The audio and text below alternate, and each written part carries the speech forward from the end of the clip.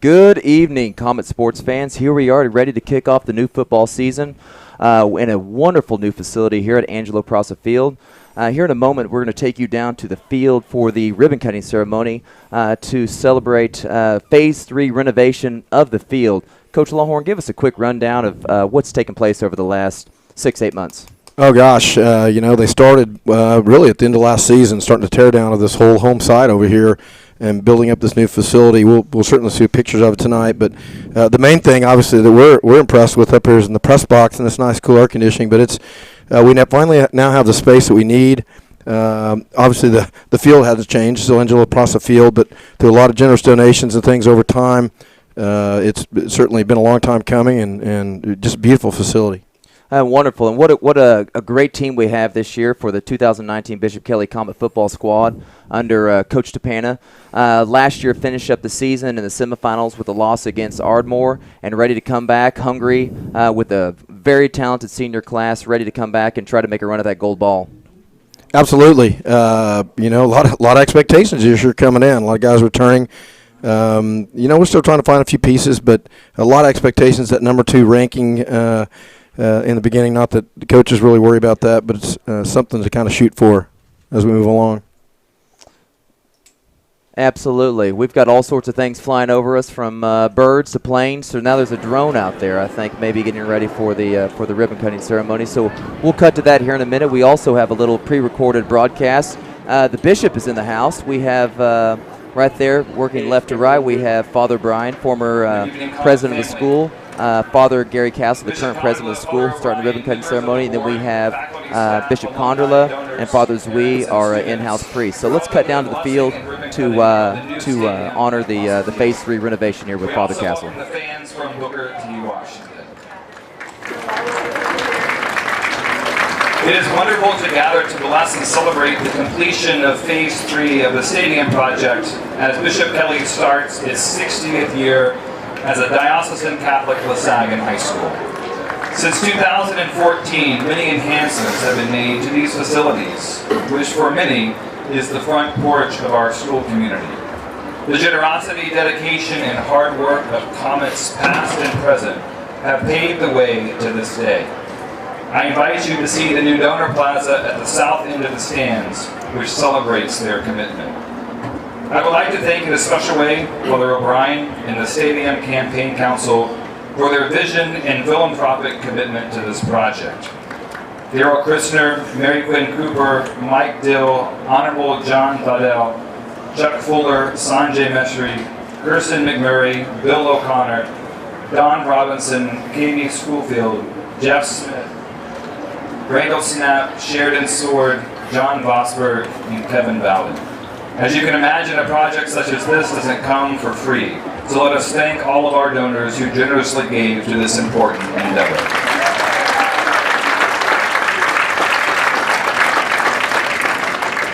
I would also like to thank the Bishop Kelly administrators who have given many hours in overseeing the building of the stadium.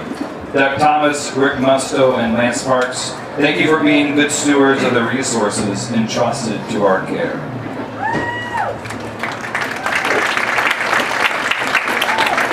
With handicap access and a larger press box, we are able to offer even greater hospitality to all of our fans and the media. One of the unique upgrades to the stadium, in addition to the overall expanded seating, are the new chairback section that enables fans to purchase seats for all of the home football games. Thank you to those who were the first to buy your seats, which generates additional funds for athletics. We will have seats left if you wish to purchase them. Yadi is at the top under the press box if you wish to buy a seat tonight. Finally, I'm very happy that Father O'Brien is with us this evening and would like for him to offer a few comments on this grand occasion. Thank you, Father Castle. So about 2 years ago, I moved to this little town to the west called Stillwater. And it's been a marvelous move and a wonderful place to be. But one of the things I've just been reading a lot about is the building of community and how that's breaking down across our country. We see that in our politics. We see that in the kind of divisive nature of things. And so when we look at this facility, this is a place where people can come together. This is a place where this community can come and celebrate the achievements of these coaches and these student athletes. And it's a place where for many, many years, for decades, you and your children and your grandchildren and these students and their grandchildren are going to come and watch Bishop Kelly play a whole variety of sports. It's going to be a place where community can be built. And we need more of that in our world. We need more of that in our country. And this is just a little small place where that community can be built. So it's just an awesome thing to be back and, of course, to be a part of this very important project. I'm so grateful to the Stadium Council, who I worked with for several years, and for Father Castle and his team for seeing it through to the end. And here we are. Thank you. At this time, I invite Bishop Angelo to bless this new stadium. Let us pray in the name of the Father, and of the Son, and of the Holy Spirit. May God, the source and origin of all, from whom every good thing comes to us, be with all of you. God has given us our physical powers in order that we may serve Him joyously, help one another, and by discipline in accord with the law of God, make our body fit for every good work. God therefore approves of recreation for the relaxation of the mind and the exercise of the body. Care of our bodies fosters mental well-being, and we more readily establish friendly and affable relations with other people. And so now we'll have a reading from Scripture. A reading from the first letter of Paul to the Corinthians. Do you not know that the runners in the stadium all run in the race, but only one wins the prize? Run so as to win. Every athlete exercises discipline in every way. They do it to win a perishable crown, but we an imperishable one. Thus I do not run aimlessly. I do not fight as if I were shadowboxing. No, I drive my body in training, for fear that after having preached to others, I myself should be disqualified. The word of the Lord.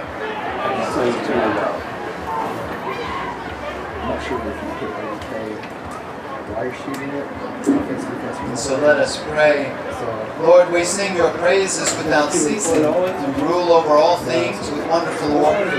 You temper the cares and burdens of our toil. And by giving us rest and healthy recreation, you refresh our weary bodies and minds. We entreat your kindness that this stadium and its facilities will contribute to leisure activities that renew the spirit and strengthen mind and body. Grant that all who meet here may find the enrichment of companionship and together offer you the praise that is your due. We ask this in Christ's name. At this time, we will bless the stadium with holy water and return to the bottom for the ribbon cutting and a video message from Mike and Shelley Deal. So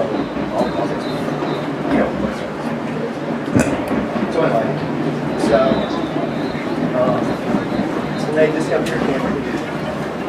It's adjustable. Like this.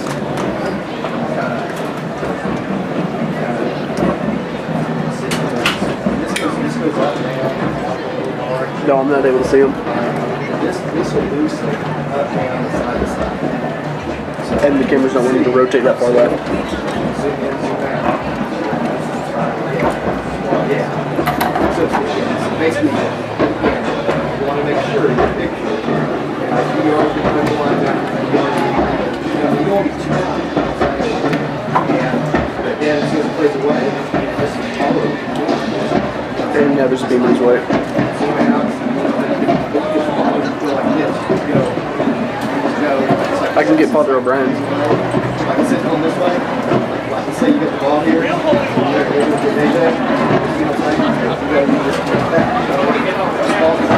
And then this is your stop. You guys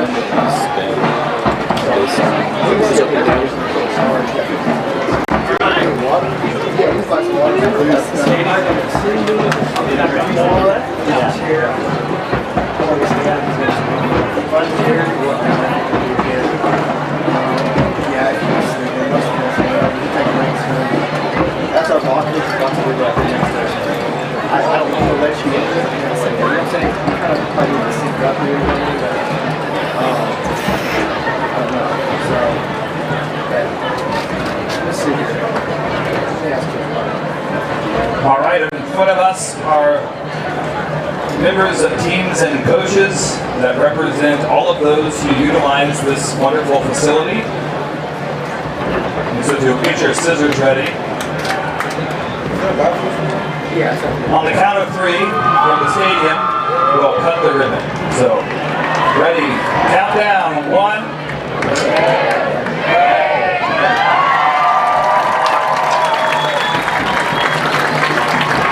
Will you please turn your attention to the scoreboard for a beautiful message from Mike and Shelley.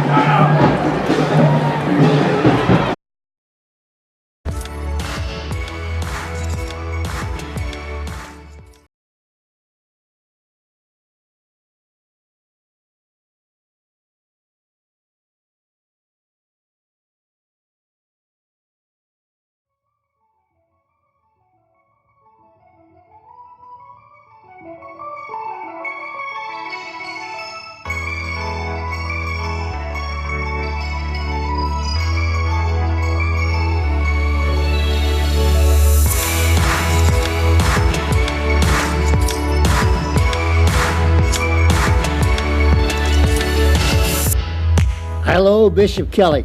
Mike and Shelley Dill here. We are flattered to be a part of the dedication ceremonies associated with Phase 3 of the stadium project. We've gone from 1,500 seats to over 2,000 seats. A press box that used to be 280 square feet is now over 2,000 square feet. It also includes a suite to watch baseball games out the west side during times of inclement weather. This is a sparkling example of that phrase, we stand on the shoulders of people that have come before us. Those that built these facilities back in the 80s and 90s fully expect them to last a generation, and they have. And that's important that we do the same. Over half of the student body, I'm told, uses the facilities. It's important we build state-of-the-art facilities to the extent our budget will permit it, and also facilities that are durable and will last another generation. Go Comets, beat the Hornets.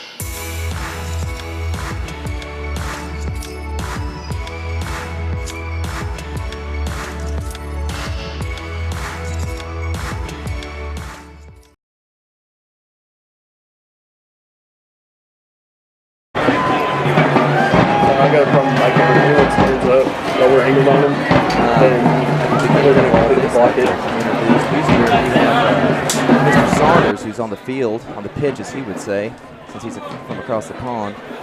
But he is not with us this evening. But I'd like to formally introduce the color commentary voice of the Comets of Sean Lawhorn. Will be with us, and I am Brandon Burks, doing the play-by-play. We were with you for a few games last year. They must have not listened to us, so they allowed us to come back. And here we are.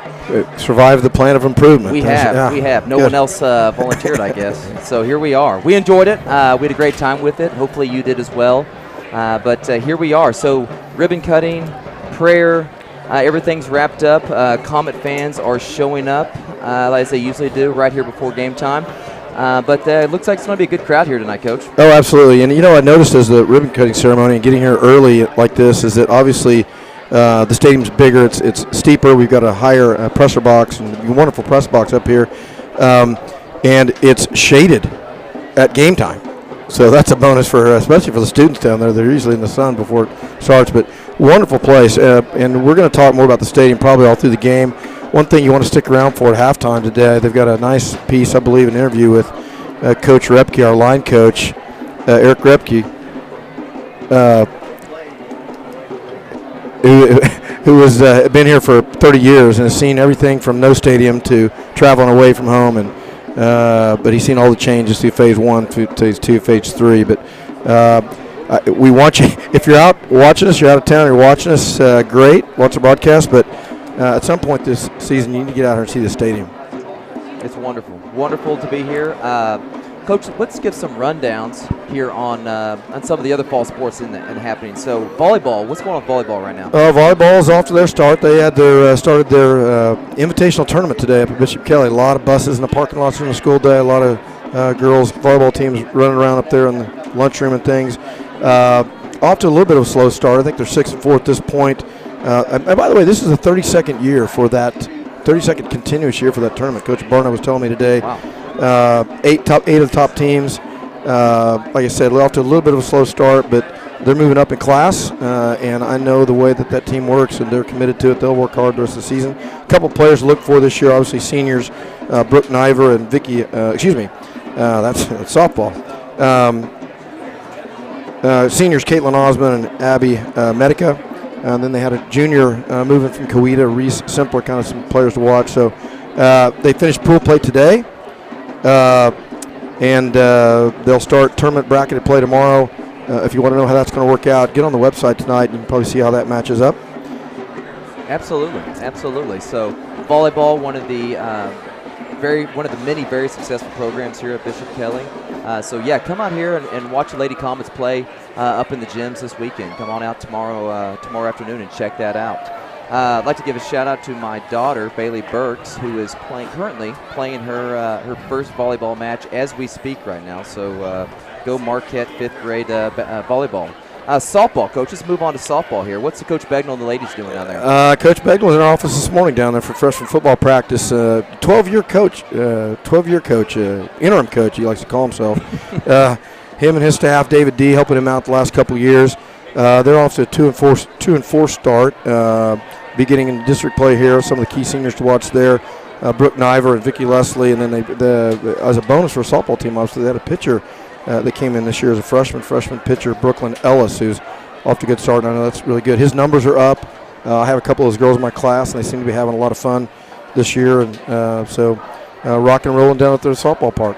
Glad to hear that. And also come down and catch the ladies down there at the softball field too. So that's a nice facility down there and a sport that could definitely use your support. Coach, let's get back to what we were talking about a few minutes ago before the ribbon cutting ceremony with some of the expectations for this season. We mentioned the semifinal run. First time that the Comets have been in the semifinal game since, I believe, 1999 when they played Carl Albert over at Sand Springs. Comets made it back last year for the 2018 season and looking to go further than that this year. Who would be keeping our eye on? Let's start with the defensive side of the ball. Well, the defense, I think all year was projected to be that returning group that was going to kind of propel them back to the semifinals and hopefully beyond. 10 of those guys returning this year. Little nicks and bruises right now. You'll see some new faces out here tonight, but most of those guys are intact. Corey Lewis, obviously out at corner. We'll see a lot of action. But I think when you start with looking at the defense, you got to start up front with Montrell Cozart, number 58 tonight. He's a Tulsa World player to watch at his position. A little bit undersized, I know, for college recruiters, but really strong, good speed, and you'll see him hopefully in the backfield most of the night tonight. You'll also see with his hand down a little bit on the edge out there, number 10, Alex Houtfield. And then newcomer, basketball star, he's a junior this year, sophomore. Last year did not play.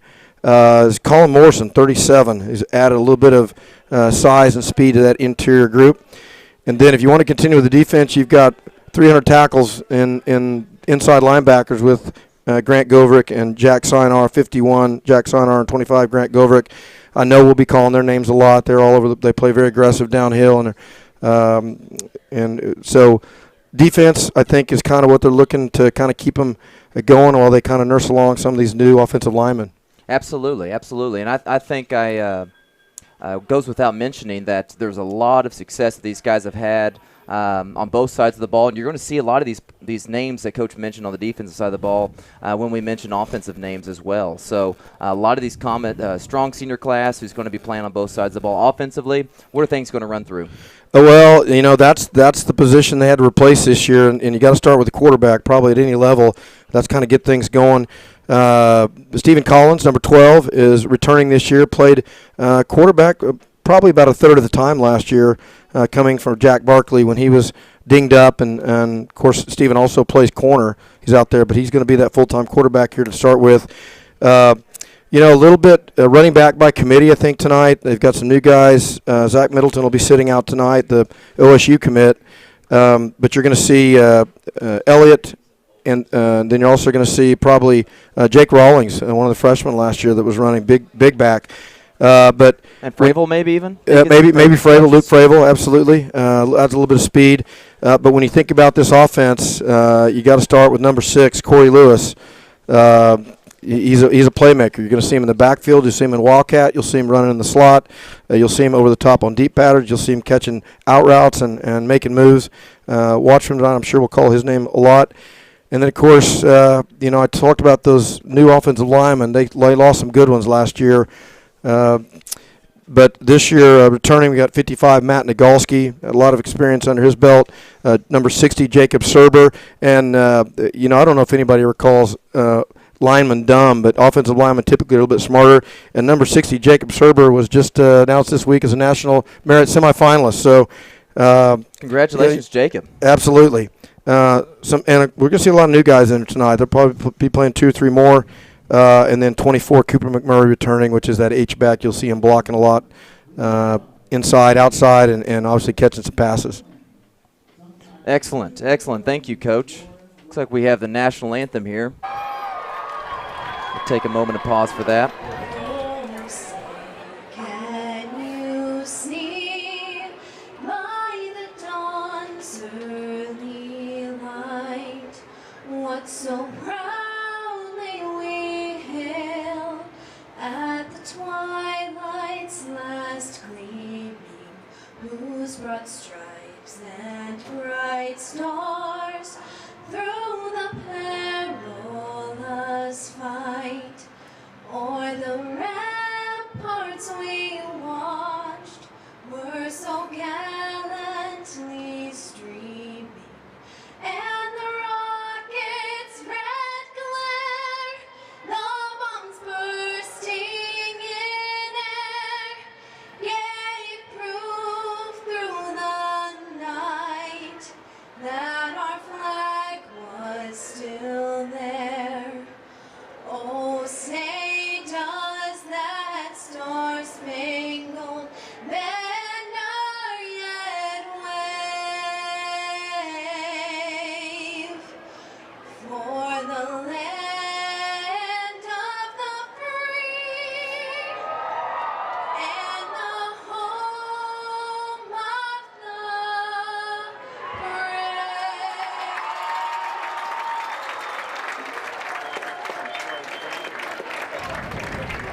the All right, and here we are with 2:29 left on the countdown clock before this game kicks off at 7 o'clock.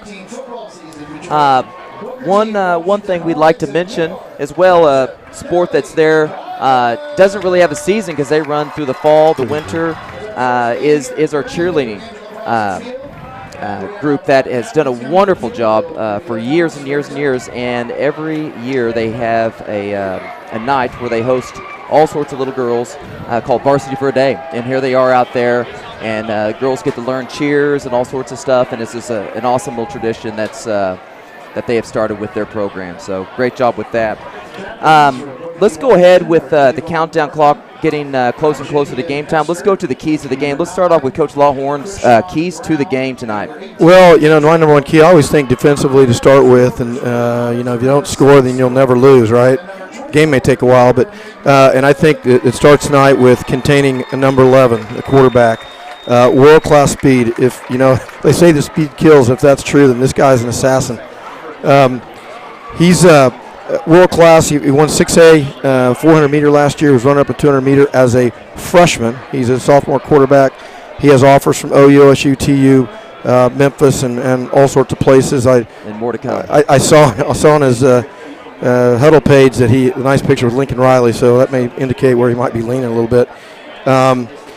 You got to contain number 2, and I think that goes along with that is one thing. He will take off running, but he's also able to throw the pass on the run, so those guys in coverage are going to have to stay disciplined and not come up try to make a play because he'll dump it over the top of them. And then I think in the first part of the season, first few games, you got to be solid special teams. Those are things where one little mistake and those things can kind of flip the field on you. And you can also use it to your advantage if you're good at them to flip the field on you, and I think that's critical early early games. Excellent. And then number 3? Oh, that was. I put contain the quarterback and stay disciplined coverage, kind of 1 and 1A, and then solid on special teams. Okay, excellent, excellent. I'll go through mine real quick as the boys are getting ready to run out of the helmet. I put control the time of possession. And I think that if we can limit the number of touches that 11 has and milk that clock and get first downs, that the better off the Comets are going to be. Number 2, I have mitigate the number of big plays for Booker T. Even though we can control the clock, they're always one play away from scoring a touchdown. They're extremely explosive. And Coach Caleb, who, as we might mention, is a former head coach at Bishop Kelly in 2004, was the head coach here for 1 year before he went on to be the running backs coach at the University of Tulsa. We spoke with him. We'll add some commentary from him after when we spoke with him earlier before the game. And then number 3, stay out of 3rd and long. I think it goes for both sides.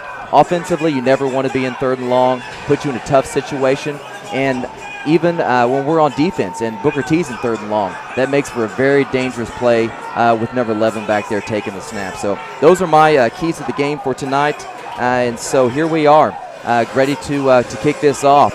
The Hornets are rocking and rolling over in their helmet, ready to sting the Comets. And here we are. Can't quite read what our sign says there. Something about extermination, I believe. Pest control. Oh, there we go. Swatting some Hornets. Coach, you mentioned Brad Caleb, good friend of mine. I was with him over at Jinx, and he's the reason I'm at Bishop Kelly. He came over in 2004 and asked me to come over with him as a defensive coordinator, and I worked my way up to the booth. There's probably some people out there listening tonight that probably sad that he brought me with him. But and he was here 1 year, and then he moved on to be a assistant coach at Tulsa University. Was there a few years. So I know he's glad to be back in the high school programs. Got great programs over at Booker T. Won a state championship, 6A2 state championship a couple years ago. So solid guy, solid coach. He is a college football Hall of Famer. That's right. From his play at East Central in Ada, yep. And here come your Comets. Jack Siner, as always, very fired up on the sideline there. Mentioning Coach Caleb before the game, we were speaking with him. He said in his 29 years of coaching that this is by far the fastest team he has ever been with. So that could be trouble for the Comets tonight. Hopefully we can corral that speed, play discipline, and play the way that the Comets are capable of playing. All right, so here we are. We are live, up and running on Twitter. So reach out to us. Send us a shout out, see where you're watching us, listening to us from out there. Shout outs to some of your players. BK, what is it up there? BK, it's coming up again here. He's going to roll it up. There we are. BK TV Live. So send us a shout out there and let us know where you're listening and watching the Comets from. Coach's beautiful press box up there. I'm looking side to side. We got those windows on the side. We can see all the way into the other rooms. I'm looking over here. Let's give a little call out to the press box coaches up for the Comets.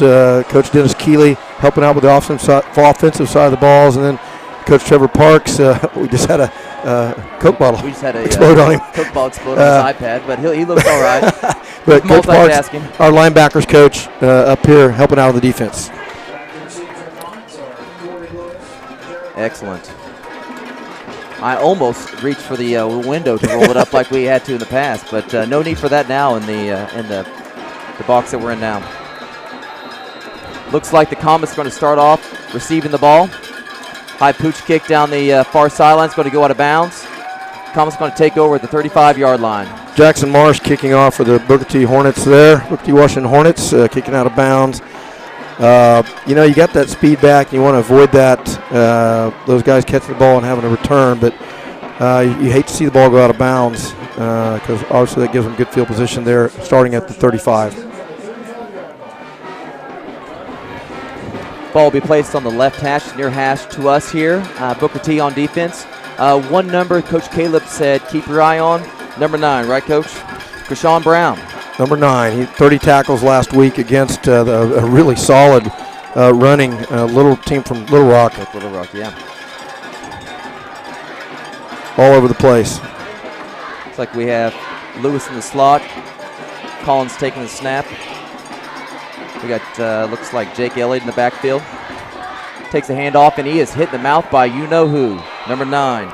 That's just a great read outside. It was one of those things that he was just faster than our pulling guard there to get up and block him. And, that'll be a problem early. You just got to kind of keep running at him and be patient. Yeah, and, one thing that I know the offensive coach, is nervous about is those young offensive linemen, but these are the games you want them in. You want them to start out like this and know what it's all about with this and then begin us next week and kind of get going for district play.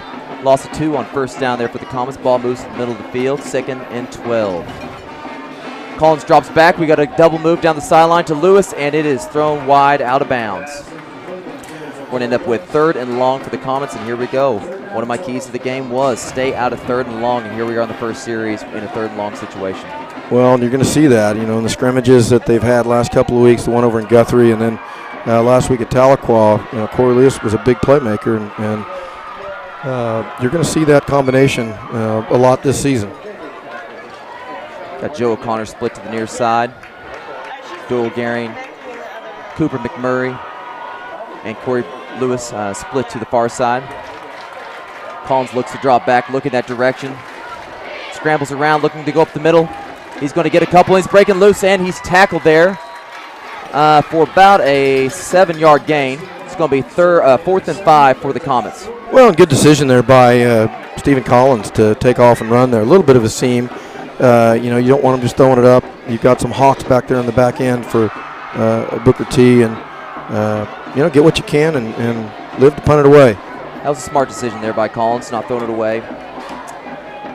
Short series there. We'll get those linemen for you. We've got some new ones this year, including some young guys in there. We'll get those called out next time they get on the offense. Good punt. Brooks Benson on the punt there. Another new face back there. Brendan Whalen, graduating last year. Record-setting kicker for the Comets last year. Outstanding coverage there. Big group down there. Kicking it there to Krishawn Brown, number 9. I think that's Hester, Coach. That's Hester. It was Hester. J.J. Hester, yeah. Yeah, his number's kind of scrunched up there a little If bit. you read your Tulsa World this morning, you know that J.J. Hester has announced his commitment to the University of Missouri. Going to be a Tiger. All right, here we go on defense. All right, Hornets take over here on the 34-yard line. Their own 34. Check to the sideline here. Gentry Williams.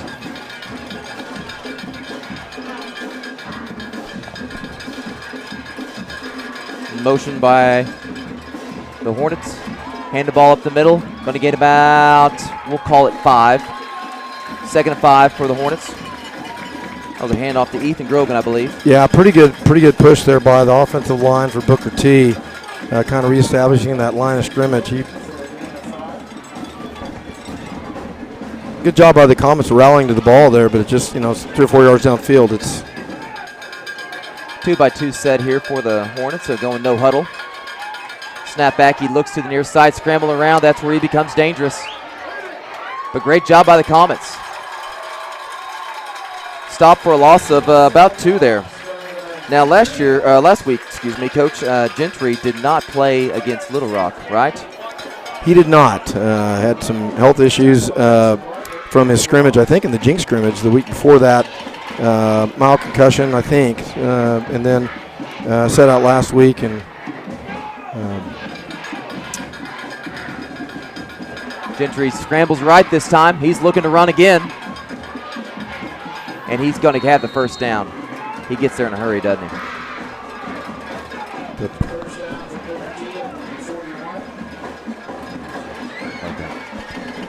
First down for the Hornets there. Looking to set the tempo here.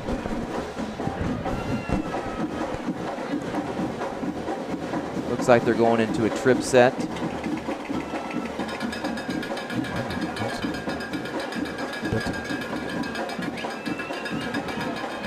Ooh, not quite yet there. Number 1, Jalen Teague on the false start. I know we had a lot of players this week that were kind of shuffling for jerseys, and late last night they were moving some tight end type numbers into inside numbers, and the number we have on 26, and I made a great play on the scramble over on the other side of the field. We'll try to get you his name.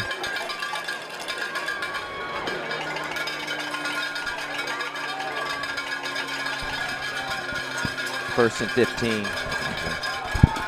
Quick screen out to the wide side. Good rally. Great rally of the ball. You see your inside linebacker, 25 Grant Grover coming out there. 5-yard gain there for the Hornets. 2nd and 10. Eric Dudley, new this season, coming in playing. Obviously, he was on the team last year, but new to the field, coming up and making an assist on the tackle there from the safety position. Handoff wide to Grogan. He's going to get around the edge. They're holding on, dragging Comets there. They're going to end up with a gain of about 7. It's going to be 3rd and 3.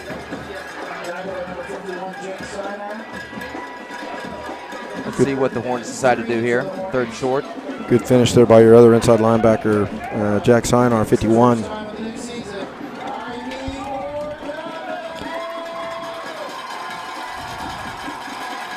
They're calling for cowbell there in the stadium. Here goes Grogan again around the left side. Falling back into play, but they're going to have a first down. It's going to, well, let's see. It's going to be close. It's going to be on the spot. Yeah, that's close.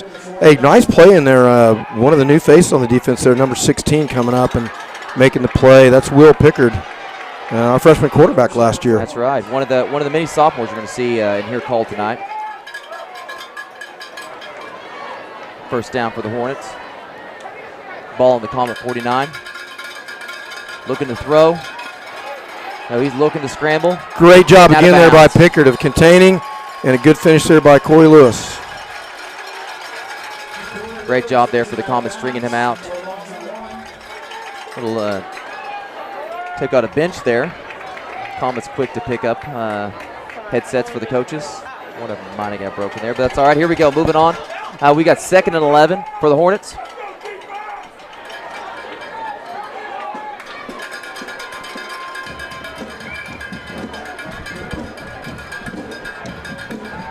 Dropping back. They got a, he's right there, and that's going to be a touchdown for the Hornets. We had a player in position there. Who was that, Coach? Yeah, that was Dudley, wasn't it? Yeah, one of the newer players. Good position down there, and may have committed a little bit early, turn his head and look for the ball, and ball perfectly thrown. That was a nice ball. Jalen Teague making up for that false start from earlier in the game on a 49-yard touchdown reception there for the Hornets. So it is Hornets 6, Comets 0 with 7:58 left in the first quarter.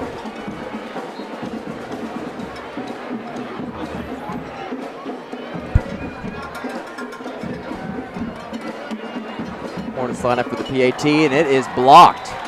It's going to stay at 6. It was Jackson Marsh on the kick there. I did not catch a number on the block, but good job, Comets, as a team. Those things are going to happen. We talked about that with big plays, and the Hornets are going to have big plays, and that's just going to happen. Coach Robinson, defensive coordinator, he expected that. He's not happy with it, but he's going to know we got to play that next play and keep on going. So early on the game, and Comets got a lot of ball left here. Plus, they got that first series. You know, we forget that Booker T has a game under the belt. They played in the 0 week, like we mentioned, against North Little Rock last week. This is first showing for the Comets. Well, not a bad showing. Some good things out there from some young players. And again, he was in great position.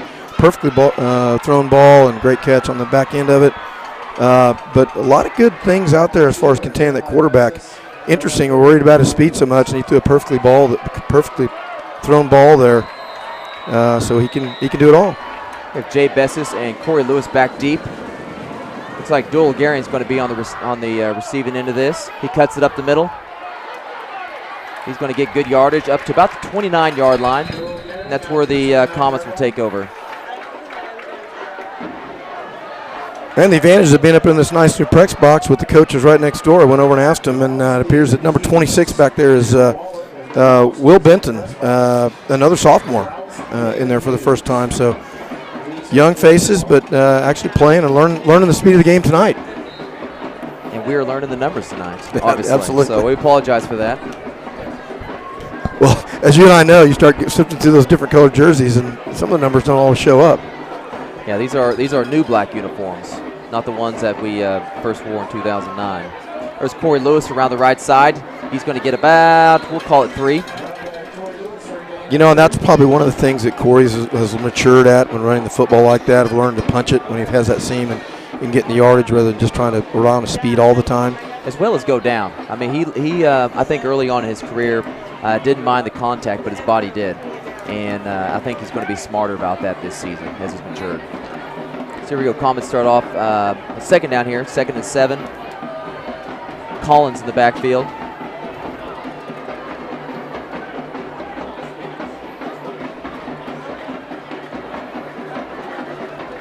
Collins looking to hand it off to Elliott. He's running hard, spinning. We got a face mask, I believe. So he's gained about 5 on the play, but I think we're going to have a face mask as well. So it looks like it's going to be a Comet first down here. Well, while we're got the little break in here in the penalty, let's talk about some of those linemen up front. Cash Hudson, 77, who was left tackle last week, has now moved over to the center position, so he's in there. He's a sophomore up front. 54 there at right guard. Grant Siren, who is also a sophomore. The veteran out there at right tackle, Matt Nagolski, number 55, and then the Rhodes Scholar out number 60, number 60, Jacob Serber. And then, of course, you have another new face up there who was a tight end until just this week, 52, Drew Ashford. I believe, is that 5 sophomores you mentioned right there, or 6? Quite a few. Yeah. Quite a few. Let's go with that. Comets on the Booker T side of the ball now.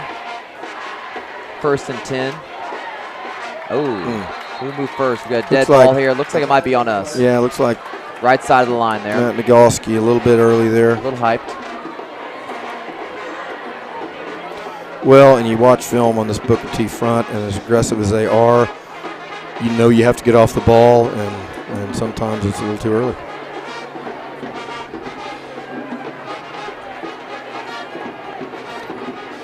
Little positive there with the run by Elliott and the penalty after that. So one of those things, you got to keep that momentum going, getting those first downs. And I think one of your keys was kind of controlling that clock, which is you keep it away from number 11.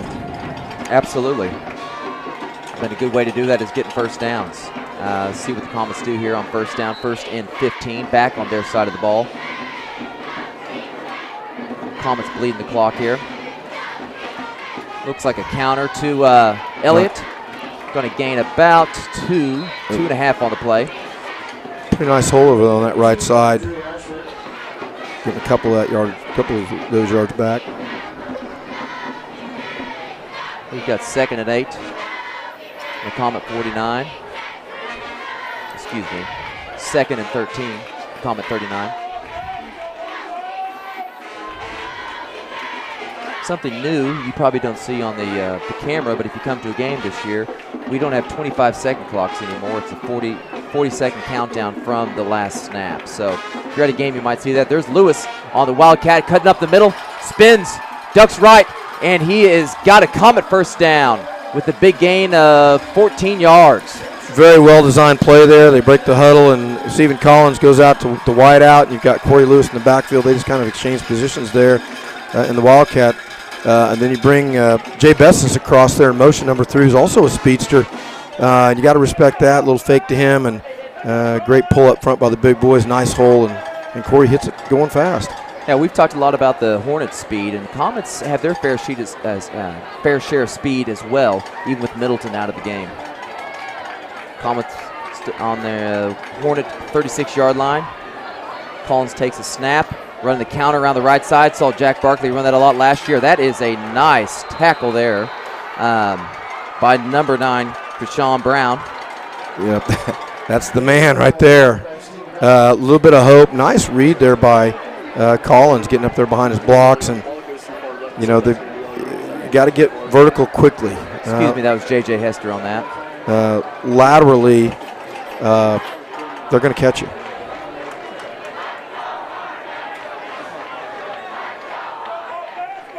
Gain of 1 on that play here. We have 2nd and 9 with 4:57 left in the first quarter. Pop pass to Jay Bessis. Is strung out around the sideline. He cuts it up, almost fumbles, and gets back to the line of scrimmage. So we're going to have another 3rd and long situation here for the Comets. 3rd and 9 on the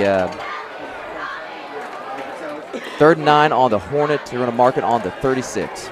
Those wide plays like that are really hard against his speed, but as you know, as an offensive coordinator, you got to kind of run those things and set those things up so that Wildcat stuff inside will work. And you never know. we're got going to somebody see some with things speed. coming off that. So, maybe a pass, maybe reverse. Sure. We'll see what the Comets have. I think Coach Chapana told me earlier that he's gonna throw the book at the Hornets tonight. See how they respond. Here's a heavy set. Direct snap to Lewis again, and there is just absolutely nowhere to go. J.J. Hester again on the tackle there, getting involved in the backfield. Never good spot for the Comets. Had the defense that far back there. We're going to call it a loss of 4 yards for the Comets. We're going to have 4th down and 14. A little bit of a feeding frenzy up there front for the Hornets. 3rd and long, kind of tee off. We were actually in a run type formation, and they brought the house. We got Brooks again. Brooks Benson back on the punt for the Comets. Good snap. Kick is away. Good kick. Hester looks like he's going to let that one go and roll all the way into the end zone. So the Hornets will take over on their own 20-yard line with 3:28 left in the first quarter. A couple of very nice punts by Brooks Benson there. Got looked the very spiral comfortable turnover, back there. absolutely. Another one kind of new to obviously not new to Bishop Kelly, but new to Friday night. And responded well.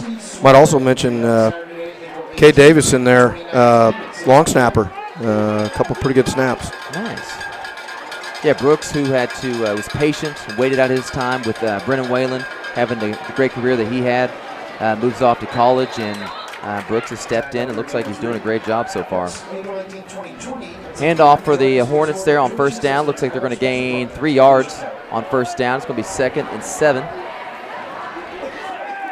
Quick to get back to the line of scrimmage. Williams on the pass out to Teague, who caught the touchdown earlier with a stiff arm on the sideline. He's going to get out of bounds, but not before getting the 1st down. Yeah, not a bad attempt there by Corey Lewis. You got to commit to that, and you come up underneath that, and you better beat it. And receiver had a step on him there. And mild earthquake there or yeah, something, I think maybe. so. Handoff to number 29 for the Hornets. Comets rally up there after a 3-yard gain. We took Jack Steiner getting off the pile there. And Goverick. 37, Colin Morrison. We talked about him at the top of the cast. New down guy. Booker T going a little hurry up, no huddle here. Tempo here. Little check with me, looking over the sideline to see what they want to call. Goverick looks like he's making some sort of switch with Hatfield. Coach Robinson running out there to the number. I think he was going to try to bracket this receiver out here. Here we go on the read option here. He's trying to get to the edge. He does, and gets out of bounds. And again, another Hornet 1st down. I keep thinking he's going to pick up about 5 yards. Next thing you know, it's about 12 or 13. He's a very fluid runner. Like I said, he's a 400 guy, so he's a thoroughbred type runner, so looks very fluid. Probably a lot faster than he actually looks at those guys running down there. Interesting, coach. He kind of strung it out there all the way to the sideline. Looked like he had a seam inside and took it all the way to the sideline. It almost looks like if he doesn't throw it out there to the receiver, they're just supposed to block the edge, and he's going to get around him like a punt return. Looking for the check. Well designed.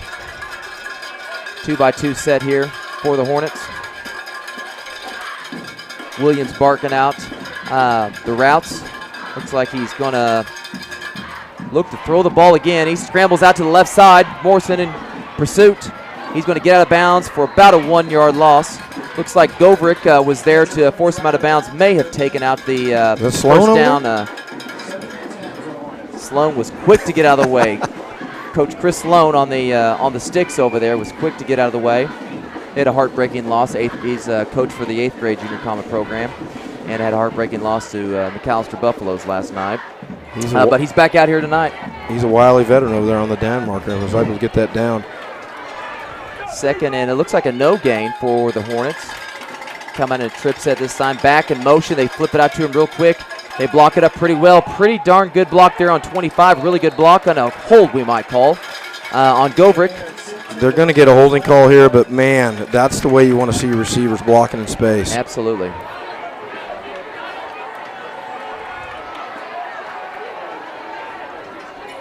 Looks like a well-designed play for the Hornets, but all for nothing. It's going to come back. Going to be 2nd and 20 for the Hornets. If they mark it off from where the flag is. the Comets just a little bit shallow on their angles here. It's going to take a while to kind of recognize that speed. They're in good position, but their angles are a little bit off, and I think they'll adjust that, and that's something they'll learn as they go, especially the new players like Morrison and Pickard and Benson. He flips that here too quick, and has Matthew Mercer on the play there, trying to flip the ball out there to Zandberger, but Mercer all for nothing because Mercer was right there on top of it.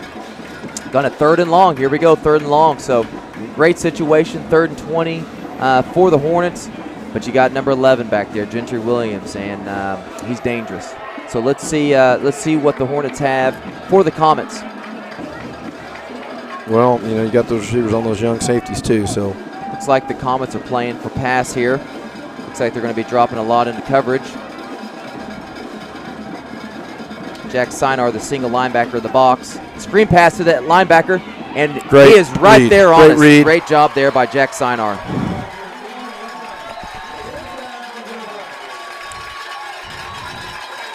Great read by Jack Sinar. I know that's something they work on during the year, and I'm sure they were anticipating on that play, 3rd and long. Booker T had some hard luck last week against that Little Rock team, giving up an interception on a screen pass like that. So I'm sure they kind of scouted that and anticipated that a little bit.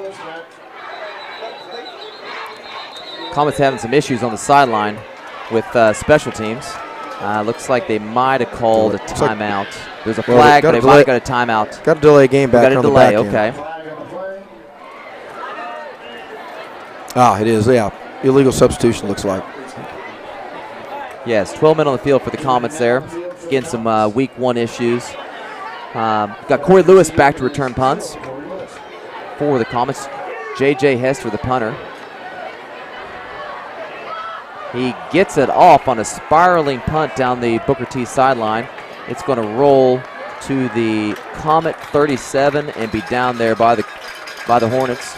Well, we'll see that 36. again. I know one thing that Coach Fraley, special teams coach Lane Fraley, was talking about and noticing on their film that the punter's only about 10, 11 yards back deep and doesn't get a lot of time. So if you get a good push there, like they did there, they may have a chance of blocking one. And obviously they tried there.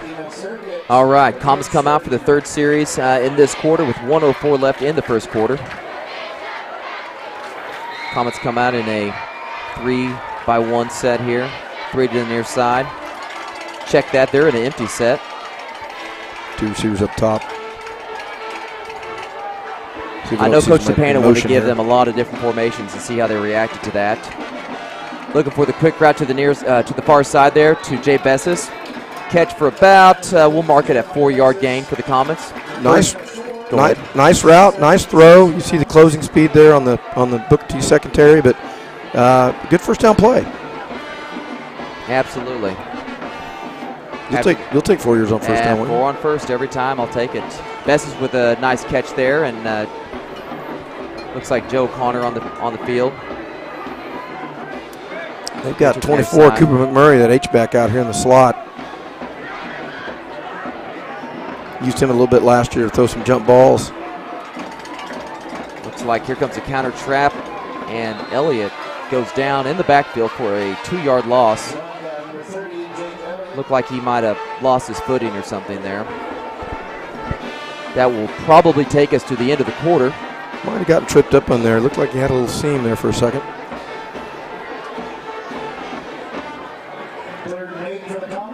As the clock runs out, we will end the 1st quarter here at Angelo Prassa Field with the Hornets up 6-0 on your Bishop Kelly Comets.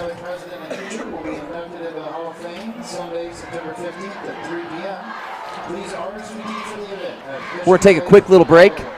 We will be right back with you to pick up on the 2nd quarter here at Angelo Prassa Field.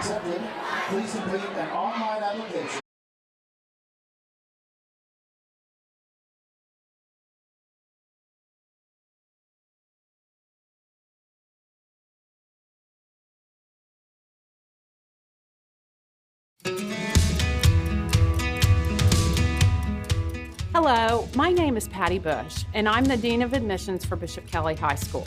I would like to invite you to our open house on Sunday, September 22nd from 2 to 4. We'll have guided tours of the school and provide the opportunity for you to meet teachers and administrators. You may register online on our website at bishopkelly.org. We hope to see you there.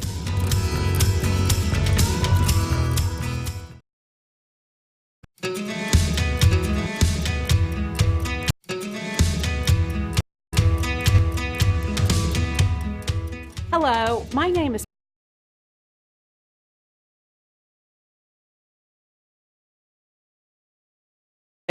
back here with the comments. We had the Wildcat set with Corey Lewis in the backfield. Jay Bessis on the motion. Lewis fakes it to him, heads off the left side. He's got a seam, and he may go to the 20, 15, 10, 5, and the Comets are going to be on the board. Corey Lewis showing a little bit of speed on his own there. Like we mentioned, Booker T has plenty of speed, but we do as well. And there you go with Corey Lewis with the Wildcat play. Fake to Jay Bessis and hits it off the left-hand side, and next thing you know, he's in the end zone. Coach, real interesting there. You know, the read there, usually you have that guy coming across, kind of ride with him and take that power up the same side, but they countered back the other way. I noticed that was something that Lincoln Riley and the Sooners did last week a little bit. It was a really clever, well-designed play. The seam was there. You had Nagalski and Siren out there in front, opened up a big seam, and then Corey's got the speed of his own. Yes, he did. And an extra point there by Brooks Benson. His first, I believe his first official varsity point. I don't know if he had anything last year in cleanup at some point, but new season. Great kid who I remember came over from Broken Arrow and first year playing football for us was a freshman year, and here he goes, making the best of an opportunity. Knock on the window. Knock on the window. Knock on the window.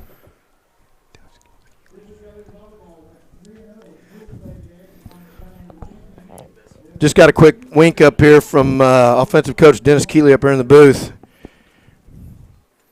So we'll give him some credit for that play. He'll take it.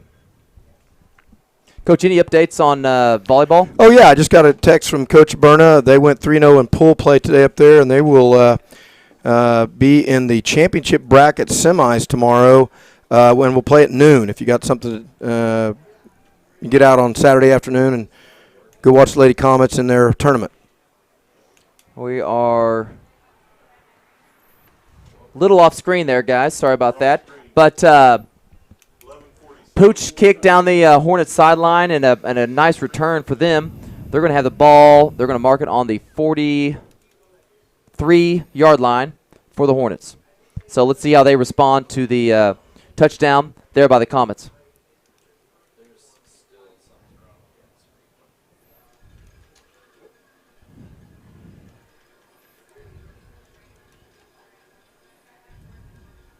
Gentry Williams on the snap. He's going to keep it and hit it right back up the middle. There isn't a lane. Comets all over him there.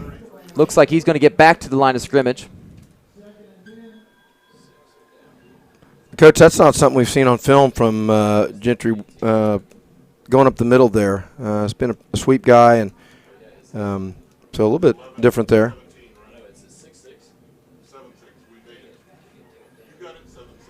Hornets looking to respond here.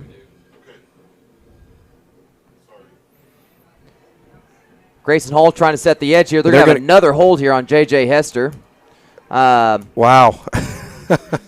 Grayson Hall fighting to get off that block, and hard to get off when he's got a lot of cloth being grabbed. J.J. Hester on the hold there, so that's going to bring him back. Physical receivers out here, but when you're in space like that, and there's an official right there on the side judge is going to see that most of the time. So that time he got caught, pulling the jersey a little bit. Looks like we might have some technical headset issues for the Comet staff here. We have Coach Trevor Parks is now down on the field.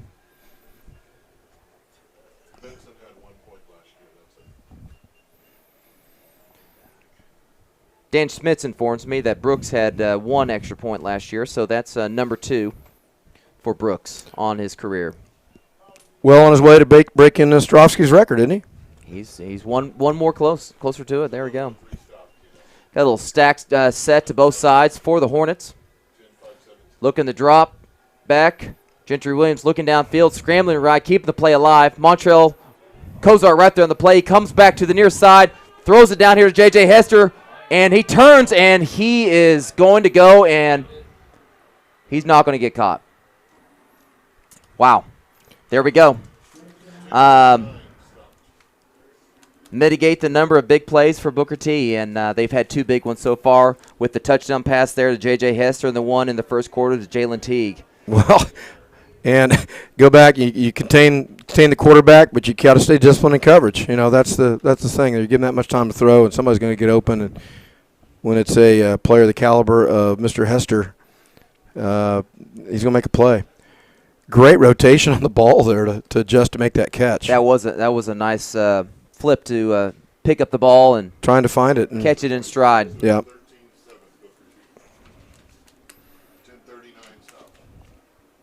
Well, there we go. Well, that's how the Hornets respond to the Comet touchdown with a long touchdown of their own. So here we are, 13-7 Hornets with 10:39 left in the second quarter. Coach, I got to go back a few years. Probably 2008, I think, before we had that run in 2009. We played Booker T over there at their place. Defense played outstanding. I think, if I remember correctly, they had 5 plays over 10 yards the entire game. Didn't have a lot of explosive plays, but on all 5 of those plays, they were touchdowns, and we gave up 35 points and lost 35-26 or something like that. So was that Michael Doctor? It was Doctor, and it was and Tyler Lockett, as a sophomore. So had a hard time covering him too. Yeah, they still do. They still do. They do. They do the hard time covering him in Seattle. And Skillins had a nice career over at University of Tulsa, and Michael Doctor played linebacker up at Oregon State. Similar team. You got one going to Kansas, got one going to Missouri. You have a OU commit or OU offer. So no shortage of athletes over there. Kick is going to go out of bounds for the Comets. And you know what? I think Coach Caleb was honest about us having saying that he had one of the fastest teams ever. I think that's accurate. I think we've seen that in action already early in this game.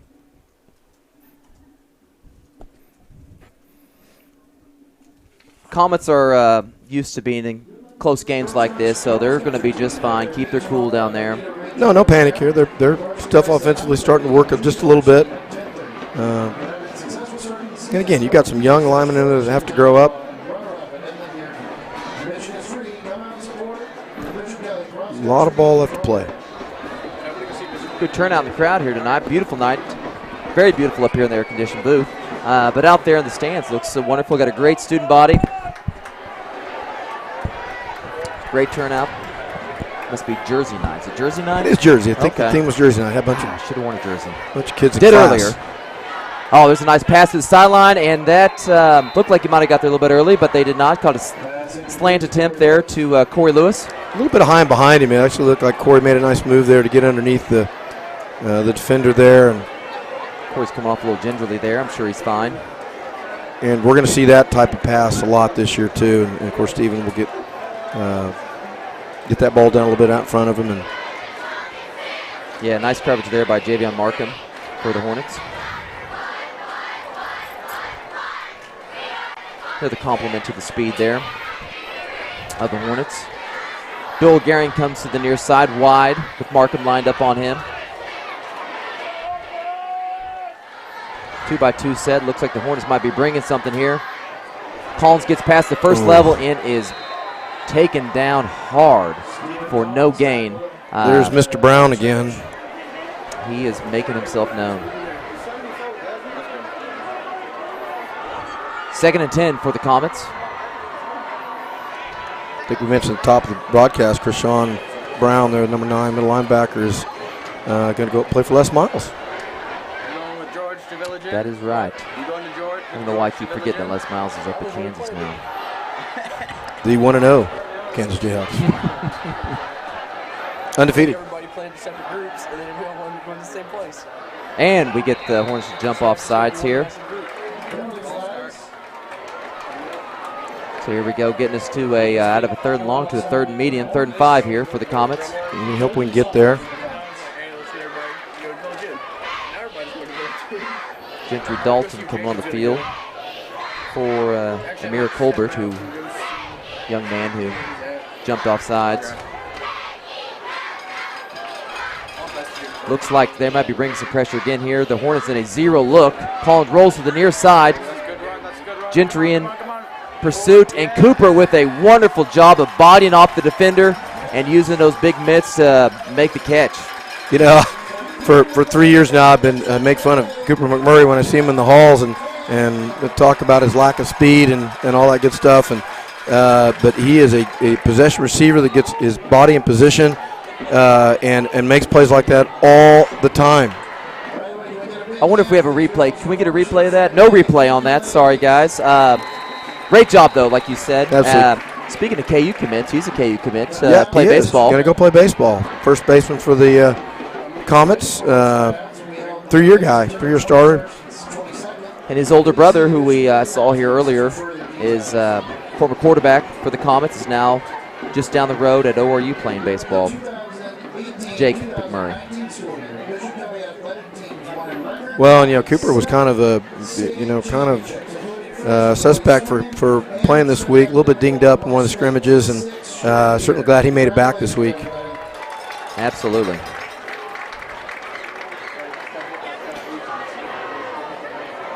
Comets turning the field over here. We're going to have first down from the Hornet 45-yard line. Coach, good execution there. I'm going to ask you as an OC there as you got Collins rolling out here. Looked like he probably could have run for that first down. But threw a nice little touch pass there where only Cooper could get it and completed that.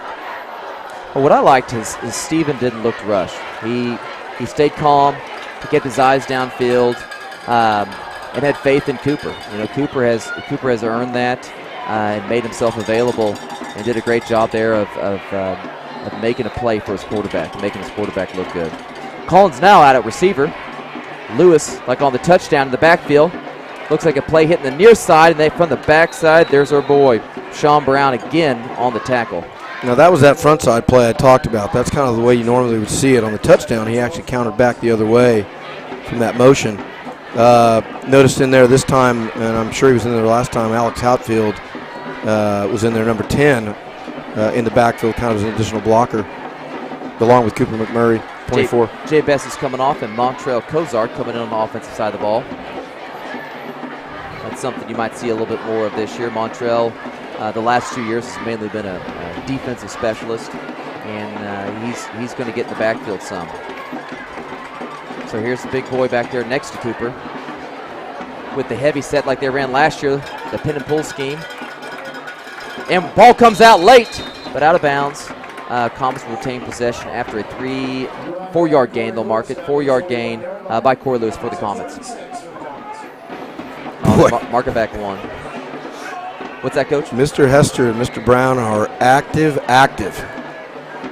Guess that's what a D1 football player looks like and plays like. I would think so. They look pretty darn good. Brilliant. Nice run there. Good tough run by Corey. Comets come back out with the heavy set again. I'm going to say quarterback counter to the far side. There we go. That's the play. Collins with the gain of, looks like they're marking for a 1-yard gain.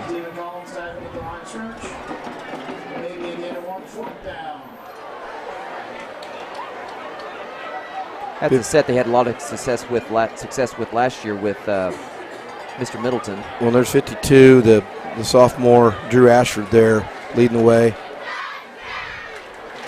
Added that to the sophomore list that we've mentioned. Yep. Benson back to punt. Last two have been very nice punts. Let's see what he does with this one. Good snap down the right side. Looks like they don't want to kick it to Mr. Hester. That's going to go out of bounds at about the 25. Let's see where they mark it. 3. The 22 is what they're going to put it.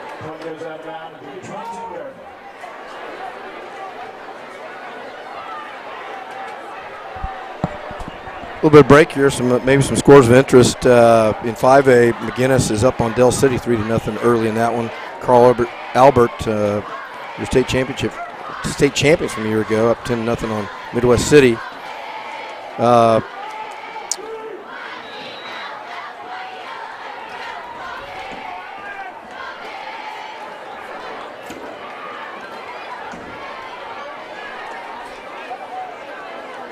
Hit the first pitch.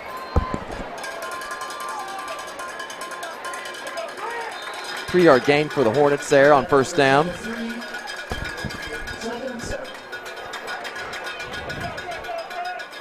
Excuse me, I lumped Drew Ashford there on the, like he got held back. He is a junior, actually. He's a youngster. Still young. Hornets on the stretch play, cut it back, and there is Sinar there to trip him up, and Gover can finish off the play.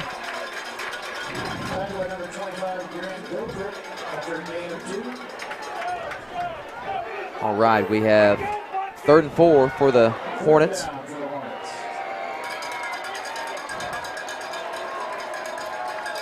They're going to stick with the back in the pistol set.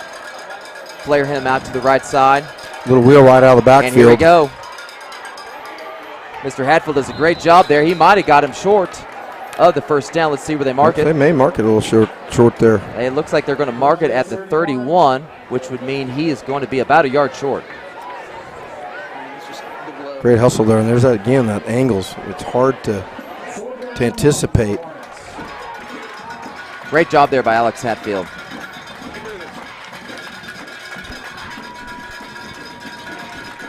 Looks like the Comets are going to come away with a stop on the Hornets.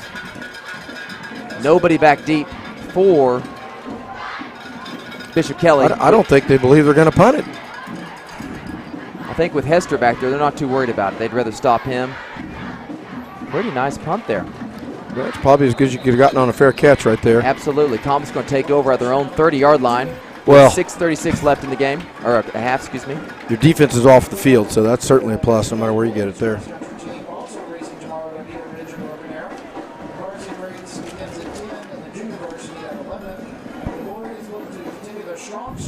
A couple more scores of interest. You know, Coweta in our district play over there in the Wagner County battle tonight. Down right now to Wagner, 15-0. In the Tulsa area, we got Central up on Memorial, 18-0. Memorial, Bishop Kelly's third non-district game opponent here in a couple weeks. I say here, I think it's over there at LaFortune Park. Yes, it's at LaFortune. Play action there. Looking to Lewis. He's got him. Might have been a little bit of a hold there, but we're not going to call it. Comets looking to take a shot there on first down.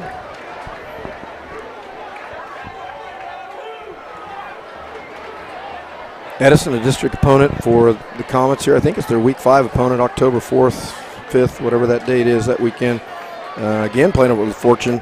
Edison right now up on Sepulpa, 7-0. Second and 10 for the Comets.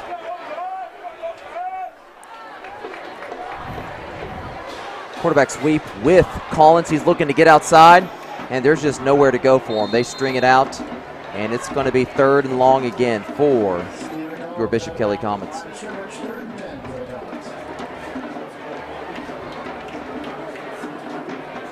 Here in a moment, I asked our producer, Professor Michael Blazik, to see if he can run some of your tweets that you sent our way. So we'll get to reading some of those over there here in a moment.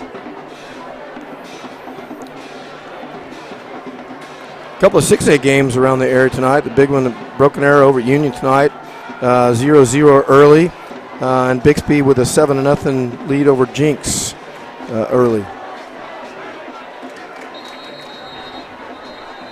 Looks like the Comets are going to take a timeout here, think this over. Probably a good idea there by head coach J.J. Tapana.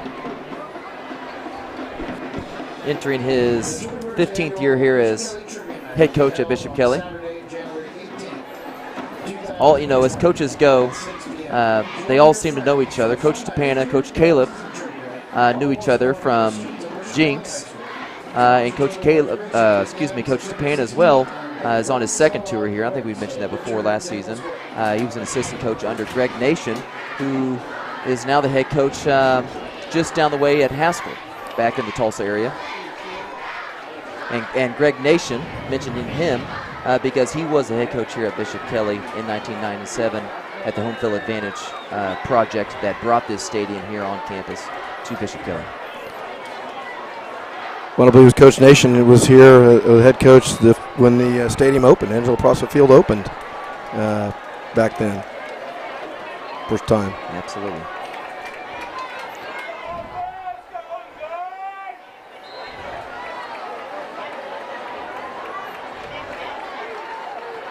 Bessis and Lewis to the near side, stacked on top of each other.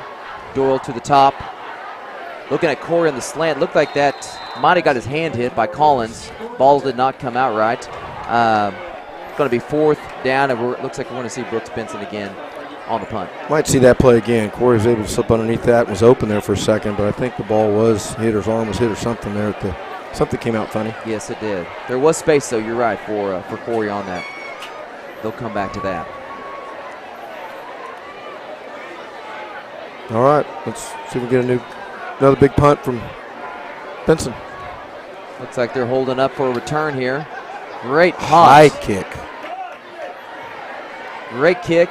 Distance-wise, not a ton, but a great kick. And you know what? If Hester doesn't get to touch it, I'm okay with that. That was a beautiful punt. High and angled. Professor Blazek, any tweets for us out there?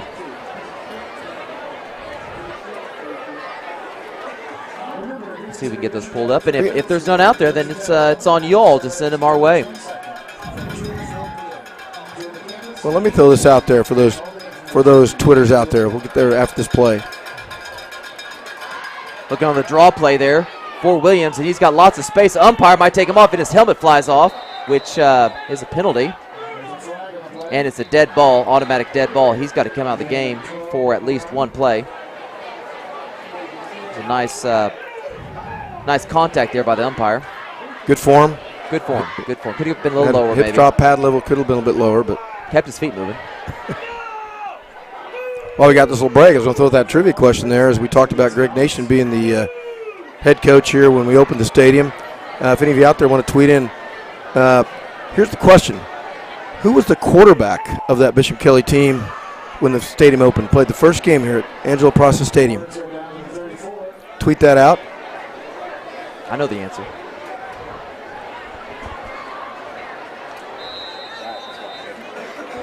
I guess since he had his helmet ripped off and he was not.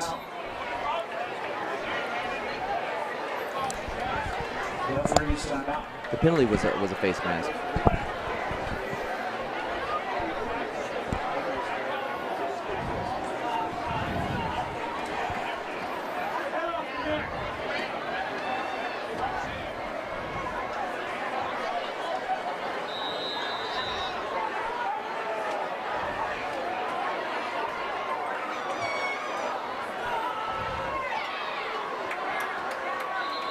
Run there for the a couple Hornets. Times now. Hornets starting to get off the ball a little bit and open up that hole, that three-man front there, kind of opening things up.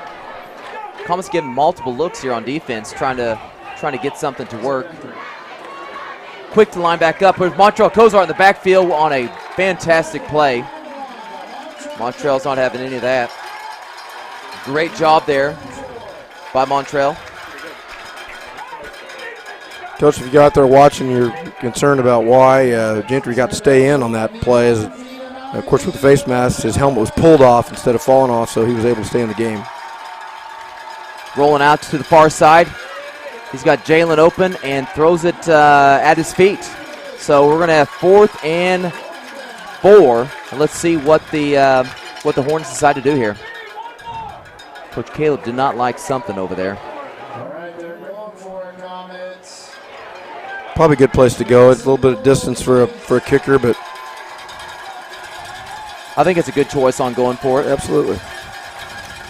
Especially with the weapons they have. Big play out here. You got Hester singled up by Grayson Hall, the junior, over here to the near side. Looks like Booker T's going to take one of their timeouts now. With 5:11 left in the second quarter. Hornets 13, Comets 7. Take a quick break and run a little commercial break here, and we'll get right back to you. So, quick break after this message.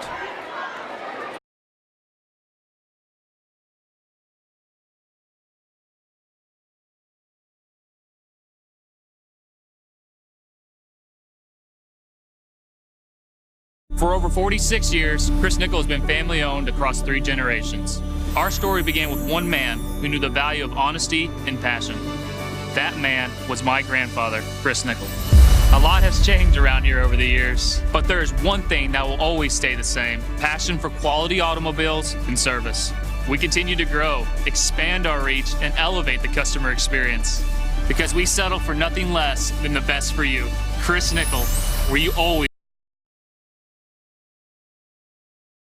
Nickel. We have 4th and 4 for the Hornets. Williams at quarterback, of course. There's the hard count. Stayed on side. Looking to the sideline. They're going to run the play called, and they have a moved. false start. Yep, they're false gonna get a start false there. start. Jalen Teague with the second false start of the game. Coach Caleb does not like that. Self-inflicted hard things count. like that are tough. Hard count themselves. Hard count backfired on him. 4th and 9. Good discipline there by the front of Bishop Kelly. Still probably in a situation where you're not going to punt. You're going to go for it here. Same set for the Hornets. Quarterback draw. It's a play you see a lot with OU last year. And he's got the first down. Yeah, that's something they'll have to draw up at halftime here. There's that backside is opening up on that counter with that 3-man front. It's kind of a handful with all those guys bounced up on those receivers for the Comets to kind of fill. They don't have enough people to fill those gaps.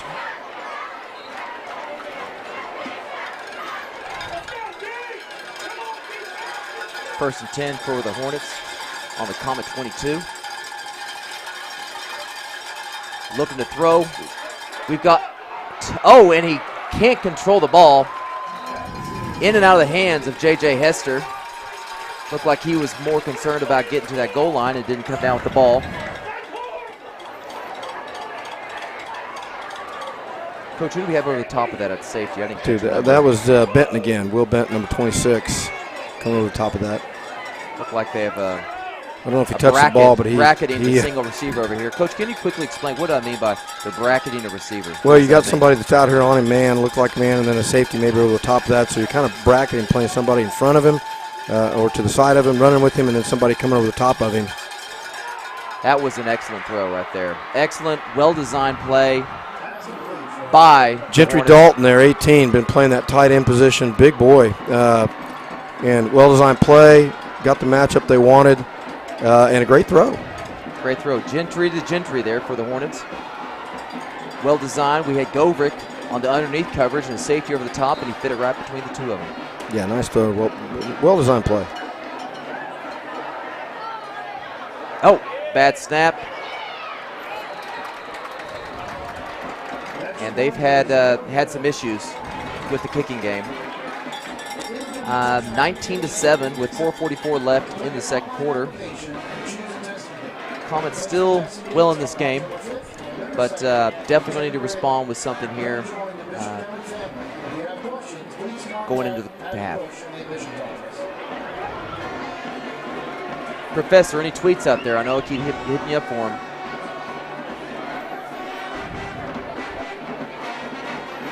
Couple of good chances there in that drive to get off the field, just couldn't quite do it. And Gentry Williams there, the quarterback, making a good play, getting a good first down with his feet, and then making an excellent throw there on the touchdown pass. And all of a sudden you're down 2 scores. Yep.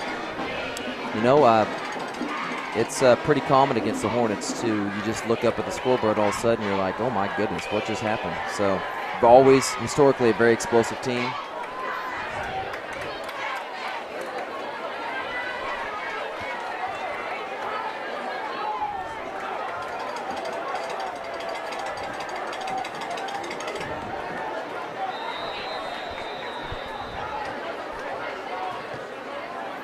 Kickoff looks like it's going to go to Jay Bessis.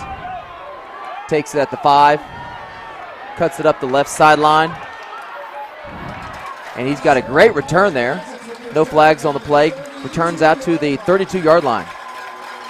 Great job there by the junior, Jeremiah Bessis. And Jay with his own speed, he's part of that 4x100 meter team that qualified for state last year for Bishop Kelly. Set the school record, right? I believe he did. I believe they did. And I believe three of the four members of that 4x1 team are on this team. Yeah, the third one they were talking about, Zach Middleton, running back. Hope to have him back here in the next week or so. And Corey Lewis, I think. And Corey Lewis is the other. And then Jake Miller, who graduated last year. Collins handoff to Elliott. He is hit after about a 2-yard gain. They're going to give him about 3 or 4 there, Coach. But yeah, they are. Good initial hole there and way to hit it fast. They're going to give him 3 on that. Elliott did not like that, but the Hornets are feeling it right now with 4:12 left in the half. Looks like our clock on the screen is a couple seconds delayed there. So if you're going off that, I'm looking at the scoreboard. So apologies for the confusion there. The Comets have 1 timeout left here. Power play with Elliott. He's got space, and the backside keeps catching him, Coach. Again, those linebackers are getting down here early. You know, one of the things that you sometimes don't account for when you pull all those players is that backside linebacker. A lot of times you get caught up in traffic, but those guys are so fast that coming off those pulls is, what looks like a 10-yard play closes down to be a 3 or 4-yard play. That was the Jaden Brown, son of the defensive coordinator for the Hornets, Jonathan Brown, who was a He could play a little bit, yeah. He probably still could play a little bit. Played at Tennessee back in the day with Peyton Manning.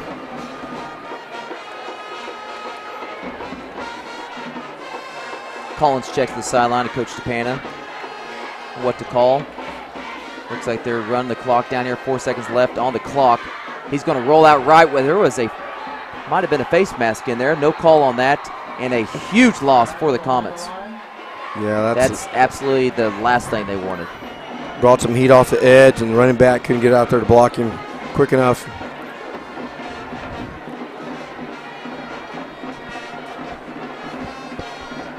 Well, that's what you didn't want to do, is give it back to him with 3 minutes left in the half. Absolutely. And with momentum. Let's see what happens here. Looks like timeout. I didn't catch who took that, Coach. Maybe us. That's probably them. They took it, That was probably Booker T. That would make more sense.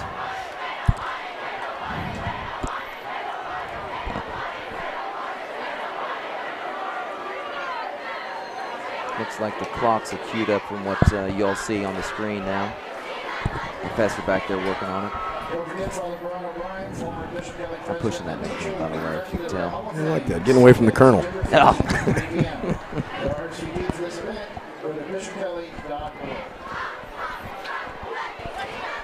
Yeah, we kid Professor Blazik, but he does a wonderful job up here getting us set up. We walk into the booth and everything's set up for us, and those seamless exchanges and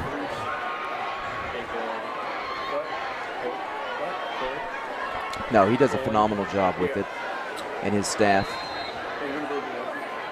That's why he earns the big bucks. That's why he earns the big bucks.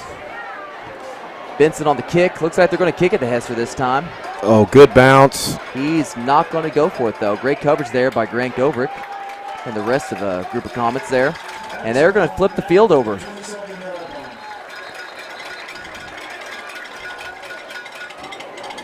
Mr. Benson's certainly been a pleasant surprise tonight. Not that we didn't know he couldn't kick, but it's just he hadn't played in games and in a pressure situation like this. I got to say, Cade Davis, long snapper, and Brooks Benson punting, that's certainly a positive. And we talked about that as one of my keys, is that you got to have good special teams play. Absolutely. Coverage on punts is a good thing, isn't it, Coach? Absolutely is, yeah. We learned that last night at the freshman game. Yeah, the freshmen learned that the hard way last night.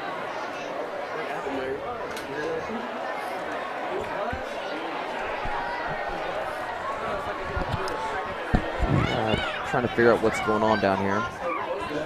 Dead ball foul on the Hornets. I missed that. That's going to back him up even more.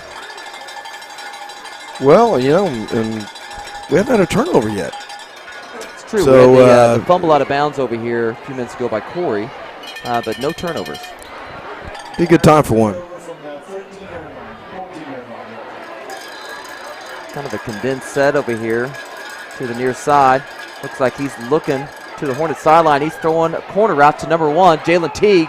and he keeps on his feet and goes out of bounds at the 36-yard line. Another on the mark pass by Gentry Williams. I couldn't tell there if they're what coverage they're in with all the bracketing they're doing. They might have a little combo zone and man there, but they're just giving Williams way too much time to look back there, and those guys are getting open in those zones. Get a little late hit out of bounds. No, I think we had a roughing the passer, Coach, on Montreal. Okay.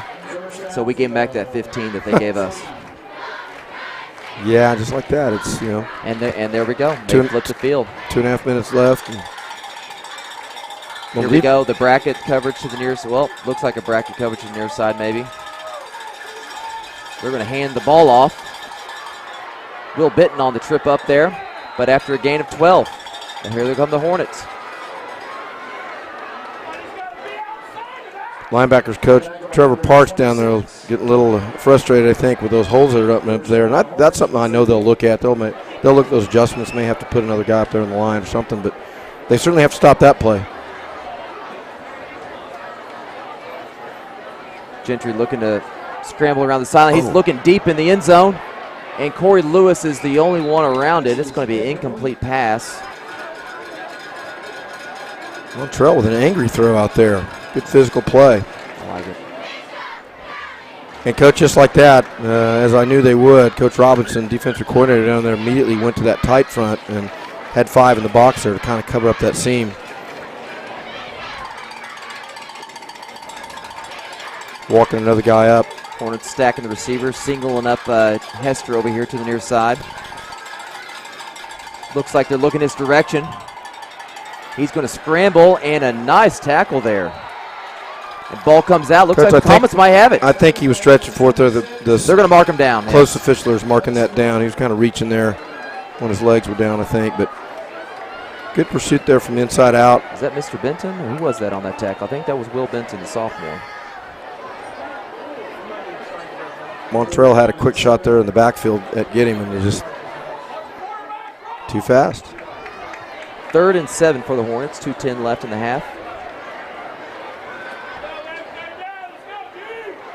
Let's see what they dial up here. They've been pretty good on 3rd down so far. Well, and you would expect that they've got 2 downs here. So looks like we're going to go in a cover 1 look. They're looking at that same play that scored the touchdown on, but looking to number 2 instead of number 3 this time. And they have Jalen Teague on another long touchdown. Well, and that's Matthew Mercer there, another young corner. Played a little bit last year as a sophomore, junior this year.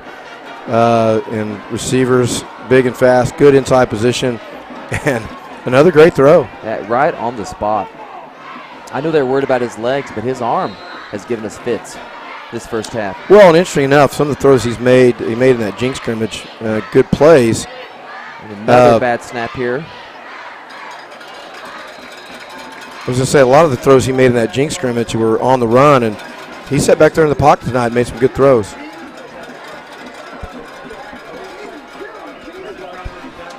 Before we go to the half here, let's go to a quick commercial. We'll be right back with you here in just a moment here at Angelo Prassa Field.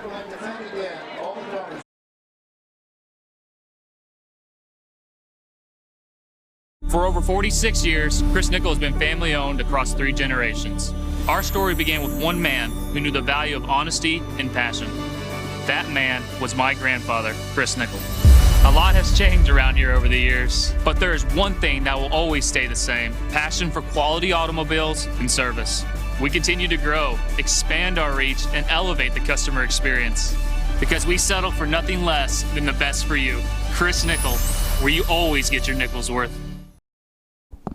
And here we are, back before the half, 1:48. Let's see what Booker T decides to do here. Last time they kicked it down, Bessis had a nice return. Let's see if they decide to kick it again. Looks like they're lining up to kick it right to Mr. Bessis again. He does take it at the 10 this time, cuts it back to the middle of the field. He's coming around the edge. Nowhere for him to go. And he's going to be stopped about the 20. They're going to mark him on the 21-yard line for the Comets on the right hash. Probably better to hit that thing vertical with speed than try to run laterally like that. And we are at 1:41 on the clock there. We are adding time, giving the Comets a chance. Coach, I haven't seen any Twitter feeds there to give us the answer to that trivia question, but quarterback, who was that first quarterback Well, here? let's let it keep running. Let's let it keep keep running? running. Let's All see. right. Let's keep running through the half. Okay. Give people a chance. Okay.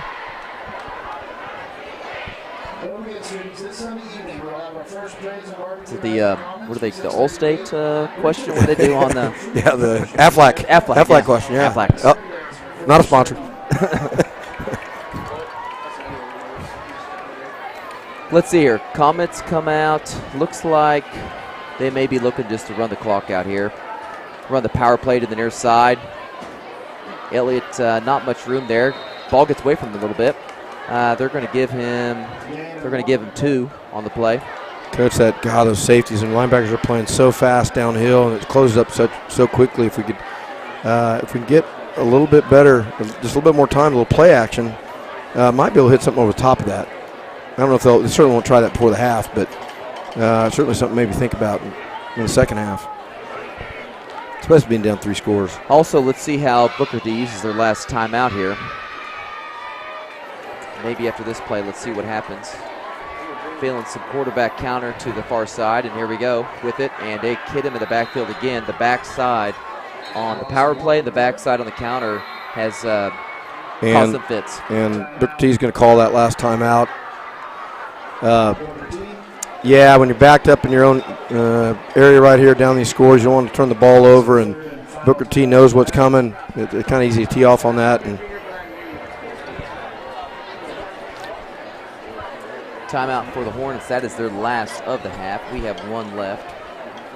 So we'll see what the Comets can run off the clock here before it looks like they're probably going to have to punt to the Hornets. Well, updates on scores. Looks like Del City's going ahead of Bishop McGuinness. McGuinness Battle of Bishops next week over there in Oklahoma City.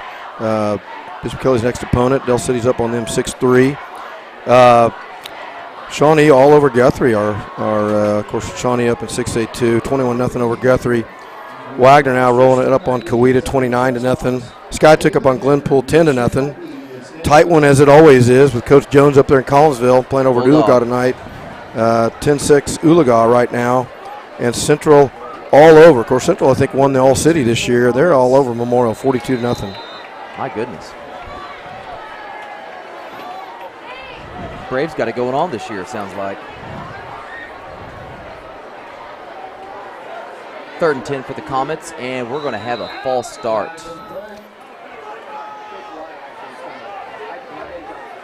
People getting a little antsy up there. I think that was our future Rhodes Scholar, Jacob Serber.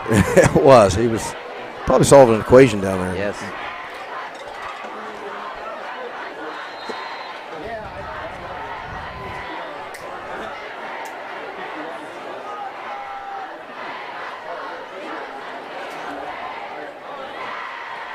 The tweet.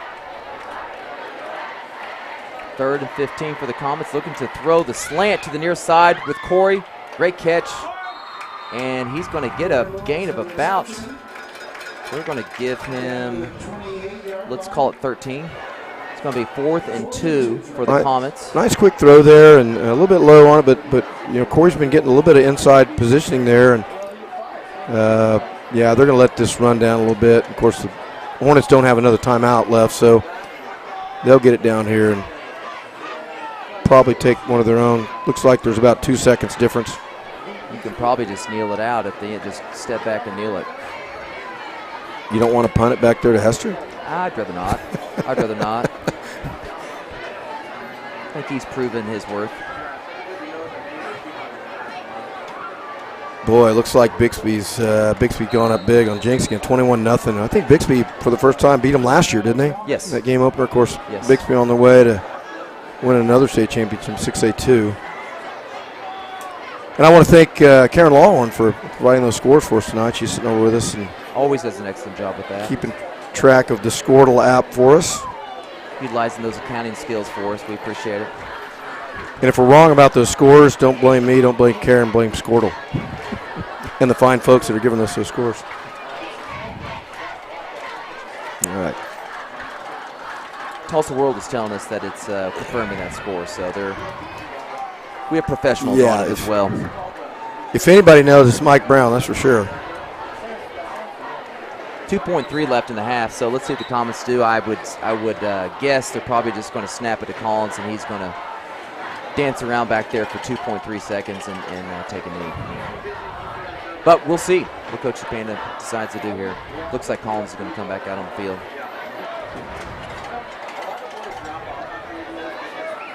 No need to overthink this here. Just make sure that they protect him in a victory type of set and get down to 2.3 and get into the locker room and make the adjustments you need to, Coach. Well, Coach, and a long pass would take 2.3 seconds, so why not just throw it up out there? What would you say, OC? I'd rather not. It reminds me of the Oklahoma State game several years ago where they tried that and threw the ball out of bounds, and the other team got one more play, and they are doing it. But why? Just don't understand that right there. We do have a penalty, though. Well, I was kind of setting up for that because I think the fear there is that one of those defensive backs will pick that off and have a lot of ground, and you got a lot of offensive linemen out there trying to run them down. So that's pretty much what was going on in my head, but I'm not the one making the calls. Coach Chapana to take a shot there. It looks like we may have one more opportunity for the Comets here with no time left on the clock. Pass interference on the defense. 15 yards, and we'll run time down for the Comets. Well, and that's the way it worked in the OSU game, except it went against them. Yes, it did. Is that Western Michigan? What's that? Eastern Michigan? Central Michigan. Again, thank you, Tulsa World. Go through those directional schools in Michigan. We'll get there.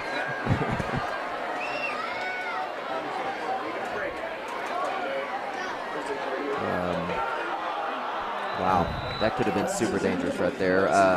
Hornets with the dropped interception with really nobody left in front of them besides five offensive lines. We have Montreal Kozar down in a super late flag here as the teams are clearing the field.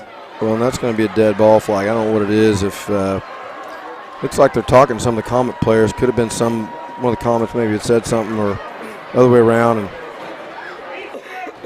if I'm not mistaken, that dead ball, if they enforce that, it'll go start the second half on the kickoff. It will go on the second half, yes.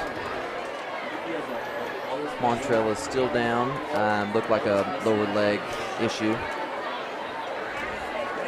Comets clearing the field here. We have 25-7.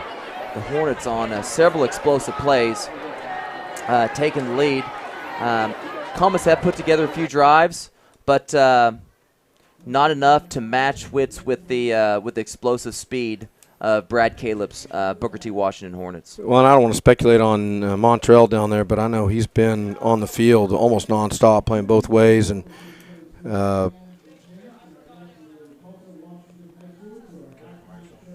let's go ahead and cut to commercial real quick, and when we come back from commercial, we have a little special treat for you, an interview that Dave Saunders did earlier in the week with senior offensive line coach, the most tenured coach on staff, Eric Rupke, who's been here, as Coach Lawhorn mentioned, for more years than anybody else here. And so we're going to cut to commercial real quick, and we'll come back to you here in just a minute. For over 46 years, Chris Nickel has been family-owned across 3 generations. Our story began with one man who knew the value of honesty and passion. That man was my grandfather, Chris Nickel. A lot has changed around here over the years, but there is one thing that will always stay the same: passion for quality automobiles and service. We continue to grow, expand our reach, and elevate the customer experience, because we settle for nothing less than the best for you. Chris Nickel, where you always get your nickel's worth.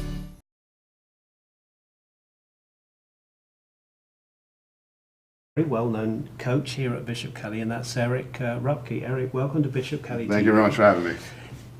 And so how many years has it been that you've coached here? This is 28 years. It's a lot of years here at Bishop Kelly. A lot of years. And coaching predominantly the linemen? Well, the Rhinos, the offensive lineman, I've had for 28 years. The defensive line I coached for like 13 or 14 years, but the Rhinos I've had for 28. Now, obviously, tonight we're celebrating a brand new stadium, but let's take you way, way back. Absolutely. there was no stadium. Bishop Kelly didn't play at home, did they? We had a little grass field with a little track around it, and that's about it. There was nothing down there. There was just one tiny little section of bleachers, and we used that for practice. There was no games there. So where did you play the home games? We played Cassia, we played at Union, we played at Broken Arrow Intermediate, Webster. We played all over. We were road warriors. We traveled every game. Was that in some ways exciting, or was it just, we got to go out again? No, you just get used to it. It's just a routine that you get used to. You didn't have a field, so that was just something, where are we going this time? You know, you looked at the schedule, and because we were dressing here anyway. We didn't go somewhere else dressed, so we didn't have a home field. Did you, are there any favorite places that you used to enjoy playing at?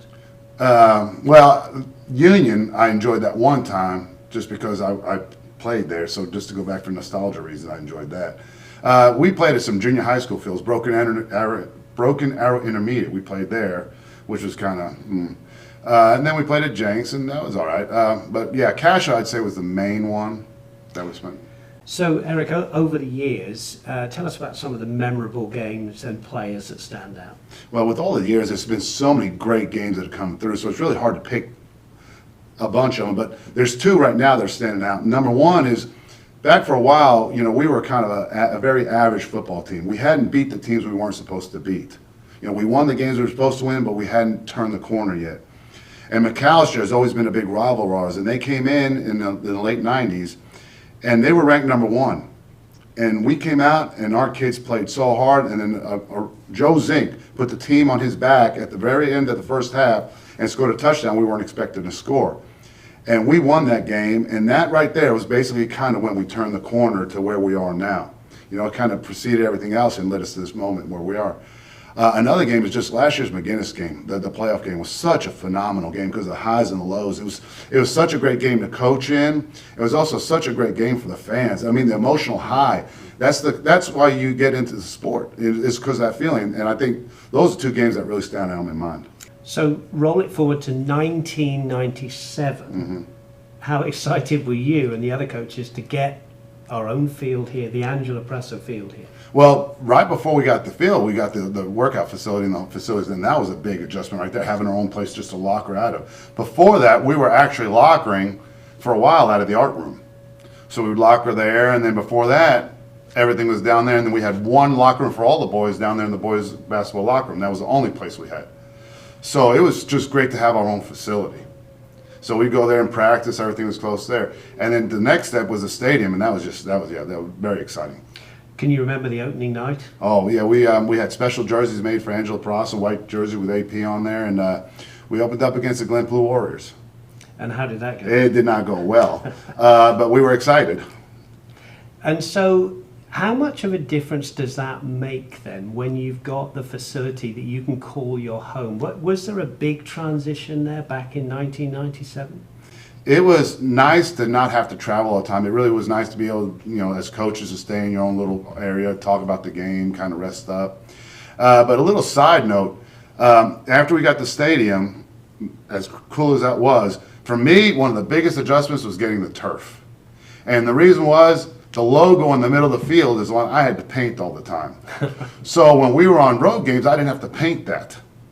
So when we got the turf, that freed up all my Thursdays, so I didn't have to paint the logo anymore. So that was a real exciting when we got the turf. I enjoyed that. Is there anything this man hasn't done? But let's move it forward to, obviously, now. This is very exciting. I think, you know, the AD was saying to us this morning that actually, as far as the playing is concerned, the new bleachers, the new stadium isn't going to affect you too much, but it's going to affect the way and the Absolutely. comfort that people can watch. Would you agree with that? Absolutely. I mean, the field's still the same size, you know, and it's still, you know, 100 by 50, and so the field hasn't changed. But yeah, the way you know, with the jumbotron and with the spectators, they're going to be more on top of you, so it may seem a little bit louder. And also much easier for handicapped people, disabled people to come and. It's a huge improvement. Huge improvement. People don't understand how far this has gone. You know, from the weight facilities, the stadium, the jumbotron, all that stuff is phenomenal. When we started even off-season programs years ago in the weight room, everything was done in that one locker room. So the weight facilities by alone has been a huge improvement. So everything that they've done down there has been great. Fantastic. So just generally, how's it looking for this season? We're developing every week. We're young, we graduated some important people last year, but we're going to be okay. We're just week by week gradually getting, get better, and we got to get over some injuries.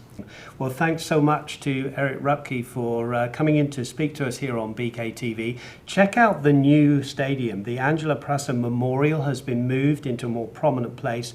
It is a wonderful stadium to come and see a game of BK Comets football. And we'll be back with the second half right after this.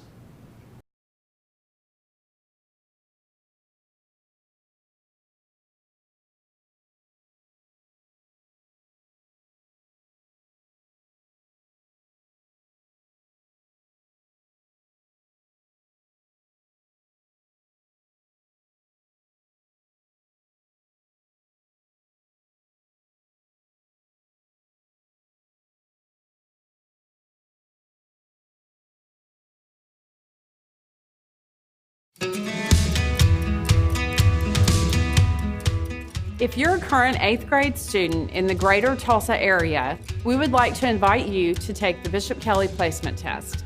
In order to do this, you must first complete an online application from our website. Please click the link in the description to begin your application and choose your testing date. This is the first step in your journey to becoming a part of the Bishop Kelly experience.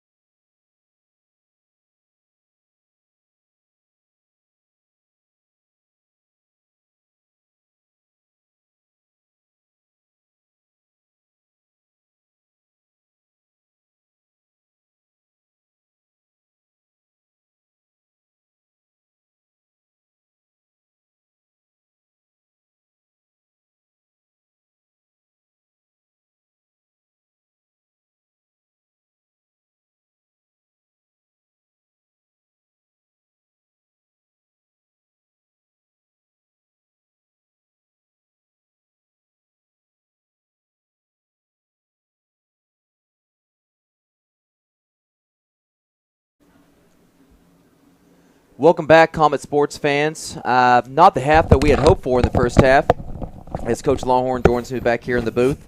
25-7, the Hornets jump out to a convincing lead over the Comets here to kick off the inaugural new stadium here on the completion of the Phase 3 project here at Angelo Prassa Field. Coach, what's your takeaways from the first half? Well, we talked about the keys of the game at the beginning of the game, and they really haven't come to fruition. And a lot of that has to do, obviously, with the speed and the talent of Booker T. They have that capability. Just running down through a few stats here with the help of our good friends from the Tulsa World here. Booker T leading in first downs, 12-5 for first downs for BK. We talked about third down and short plays on first down, and not being able to convert those first downs obviously gets the defense back on the field. For Booker T, as you might expect, obviously they're leading in all the categories. Ginter Williams, a quarterback for Booker T, 213 yards passing, 4 touchdowns, 2 of those to Jalen Teague, number 1. Williams also had 48 yards rushing on 10 carries. For the Comets, Lewis had 6 carries. He had the 70 yards total yards in the long touchdown run. 1 catch for 13 yards, but not a lot elsewhere. A few little chippy there from Elliott at running back, but some sack yardage and things like that didn't help along the way. So a lot of things. One thing, though, when you look at it, a lot of young players. What you're trying to get out of this game now, obviously, is to try to improve, try to get better this half, work on some things, get some more reps on those young linemen. And one of the best things you can do out of these types of games is get film. So you're going to have now some film on some players that haven't been in there, and they can watch it, and great teaching tools. A brutal schedule. Kelly historically has that tough first couple of games before they get district play. Always have that second week against McGinnis. And as coaches, you want to win games, but you also understand the value of these games too, in terms of where that will put you in district play. Absolutely, and you're not going to see a team of this athletic caliber left on the schedule within the 5A ranks. So you're starting off with a team that's already got 1 game under the belt, the team that is loaded with all sorts of athletic talent and confidence, and going to make a run at Bixby and the rest of 6A too for that gold ball at that division. Well, and I would never say this out loud in front of a coach because I didn't like people saying it to me when I was coaching. But, these games in the overall scheme of things don't mean anything in terms of wins and losses. Everybody's going to be 0-0 in week 3 or week 4 for the district play, and you start running through your district, make the playoffs, and you're in it. So you like to get these things. You like to get better. You want to have the wins for your morale's sake, but we understand. Looks like the Comets were penalized there right before the half. I don't know if it was something that was said. Looked like some of the – It was something that was said. Some of the offensive players were kind of surrounding Montreal there. Might have said something to the Booker T players going off and got that 15-yard dead guard penalty. So here we are kicking off from the 25 and, potentially starting off at a hole right here in the second half, already down 25-7. Yep.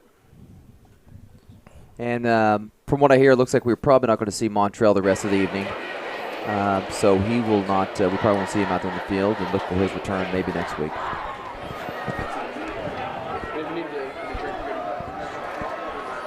Benson looking to kick off here. We got a countdown of 7 seconds left on the warm-up, lead in the third quarter here.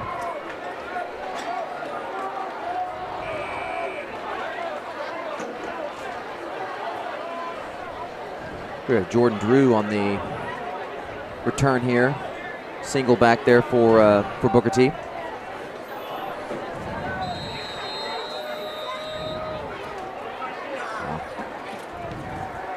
Oh, nice kick. Great kick. If it doesn't go out of bounds there. Kicks up nicely for the Comets. And a great tackle. Who is that? Alligator roll there. Can't catch a number on that. 35? 85? I think that's Caston, Coach. That's Caston Campbell. Caston Campbell. Caston Campbell. Yeah. Great to see him out there making plays. Great Very hustle down the athletic kid. field. And that's that Seahawk tackling you work on. Hitting low, striking low, getting that gator roll in. Great job there by Caston Campbell. Yeah, that was teaching film right there. Good job of staying in his lane there, too. See a lot of times those returners start cutting back across the field, and people have converged and confusion getting lined up there. Getting lined up. Got a flag to Comets. Coach, a couple of those guys in there, I forgot to mention earlier up front there, started all last year as a sophomore, but 78 there, Nick Sorensen there, junior down guy on the line, pretty active. Looks like we got number 20, Luke Fravel, now on the edge out there. Looks like we might have had 2 men on the field there, Coach.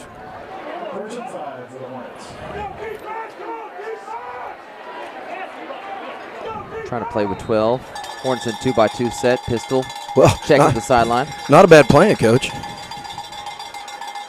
Playing with 12. Motion by the Hornets. They flip it out to the motion back. He's got a lot of space there. Chasing it inside out by Grayson Hall. Looking for the tackle there. Looks like we had Will Bitton on the tackle.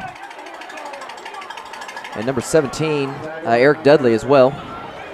Coach, as an offensive coordinator, you have to appreciate that play. That's one of those things. We have a very well-designed play. Comets, concentrate on the top of that inside, have that motion guy coming around there and hitting the corner very quickly. That's a good opener. Good first down call.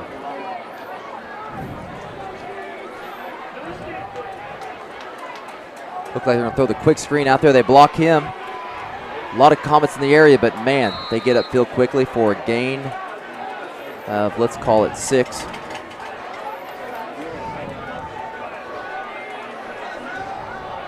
Gain of 6.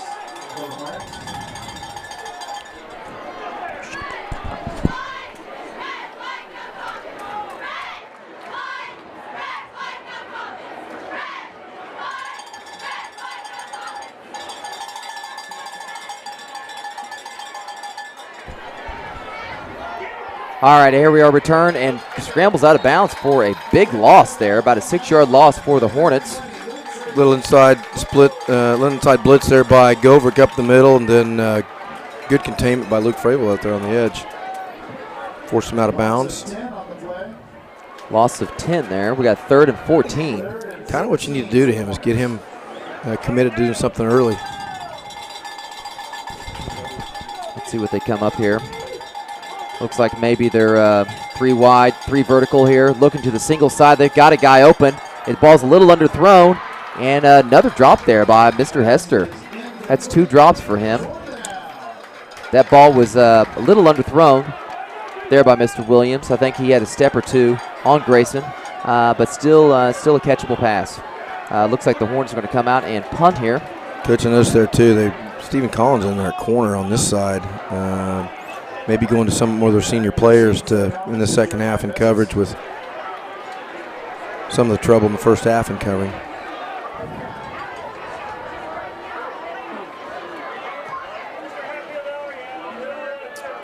Decent punt there by Hester. Ball slags down the middle. We're going to have it about the 27-yard line for the Comets as we're start off here in the second half. Well, and you have to stop them the first time before you can get the ball back and start chipping away if you're going to win this thing. So after giving up the 1 first down, good job of getting off the field. We'll see if there's any adjustments that the offensive coaching staff had at halftime. Coach Repke pacing down there a little bit. I know he's anxious about those young linemen in there, just about where they are and where they could be. Luke Fravel in the backfield, Coach. New running back in and getting a few touches here. Let's see what happens with Mr. Fravel. Well, Fravel has a little bit of speed. He's a 400 guy. He can run a bit. Hand off to Fravel. He cuts it back. There's just nowhere to go. The backside again. He tried to cut it out the backside, and that backside's killed us all evening. Well, I'm sure those running backs see that seam and closes up in a hurry. Desmond Cockrell on the tackle there for the Hornets. Down lineman for them. Those 2 inside guys have done a great job of letting those linebackers run, and that time he got a little action on it.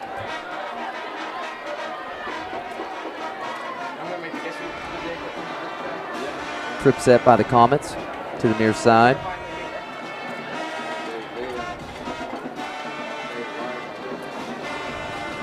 Hornets definitely loosening up their coverage from what they ran in the first half. A little pop pass to Cooper. Does a good job of getting what he can on a nice little play there. About almost 20, 25-yard play there for McMurray on the little pop pass. Great catch, turn up field. I like the set there. Kind of, McMurray's kind of in that slot, but they've kind of ignored him, obviously, with Corey out there. But pretty good, well-designed play and good completion.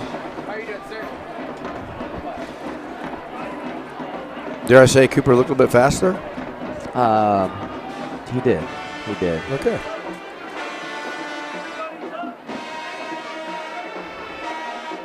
Looking for the inside slant. They are all over Mr. Bessis. Well, I got to say, it looked like a pretty good throw there. That's just a good football player by the Hornets. Hornets, like I mentioned a minute ago, loosen up their coverage, but they're definitely, when the ball's in the air, they definitely break hard to it.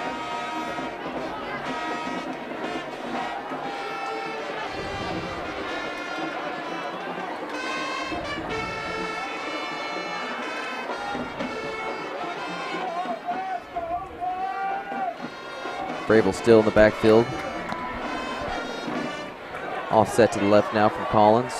Hornets look like they're bringing some pressure and zero coverage. They run the counter trap. Vrabel tries to hit out the back door, and again, the backside catches us.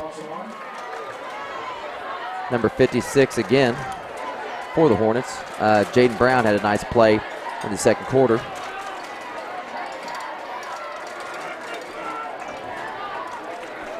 That's a little bit of, Vrabel being a senior, but a little inexperience there, not following his blockers. But again, like Coach Longhorn mentioned a minute ago, get some film on these guys, constructively use that to get better for next week at the Battle of the Bishops.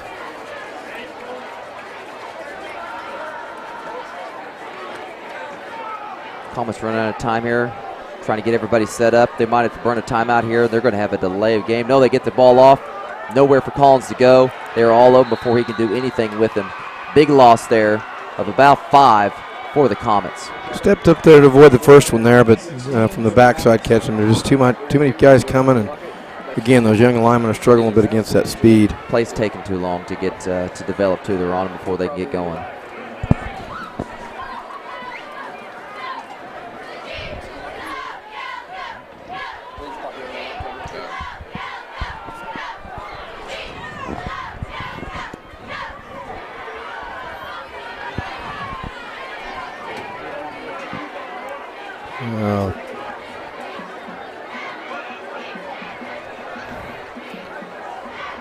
Benson on the punt again.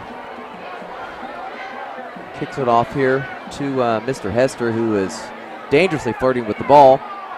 Picks it up and almost fumbles it there. No return, a negative return, we should say, on the play. They're going to mark him at the 9-yard line. Oh, those playmakers can drive you nuts sometimes, can't they? They always think they can make a play, and a lot of times they do. But that was a little bit close there. A lot of comments around the ball. Good coverage again. A good kick, good bounce. We had excuse me, sorry there, George. Tweet here by George Stoya. It's BIRKS, sucker, calling the game. You got to get me in the booth this year, Blazik. Professor Blazik, shout out there too. George down there writing for the paper, I still believe, isn't he, at the University of Oklahoma? Well, make sure George understands that, the one way to get up there in the booth is in that donor box down there. That's true. That's true. And to spell my name correctly, too. Yep. Still have that number. Give Doug Thomas and the philanthropy office up there, get a call, and you get up at the booth all you want.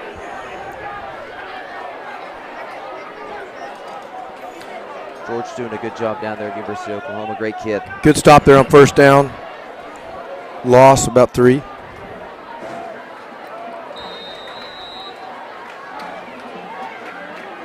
Check with me with the Hornets here.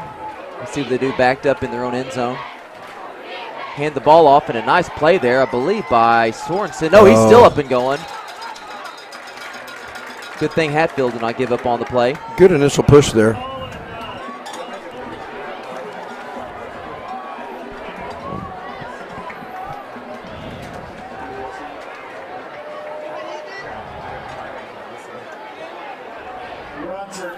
Oh, they're going to back him up. I guess he maybe went down. Well, maybe so. Luke Favre, again, a little bit of speed off the edge there has kind of helped him, kind of forced the issue a little bit earlier. And good pursuit from the backside there.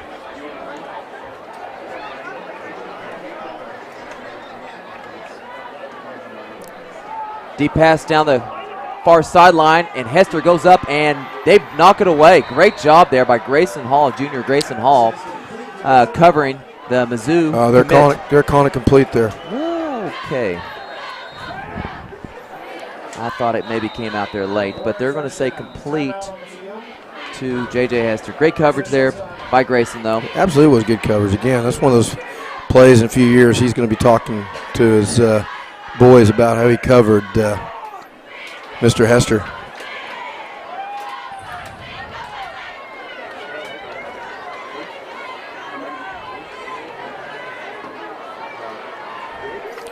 We got a timeout here, a few more scores here. Del City still up on Bishop McGinnis 6-3. Wagner still up on Coweta. Oologah and Collinsville again up there in that battle. Oologah is up 13-6 on them. Of course, one of the surprises tonight, not too much of a surprise in terms of the win-loss, but Bixby all over Jinx, 43-0 now. Broken Arrow up 14-0 on Union. Of course, Broken Arrow won their first 6A state championship last year. And then one we added here is Hall & Hall is up on Cassia Hall 20-7.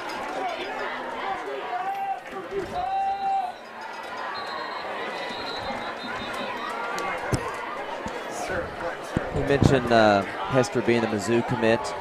His wide receiver coach up there next year will be Booker T's own Garrett McGee. How about that? Was at Louisville with a long time, and Arkansas. Now with another Oklahoma, Barry Odom, head coach at Mizzou up there.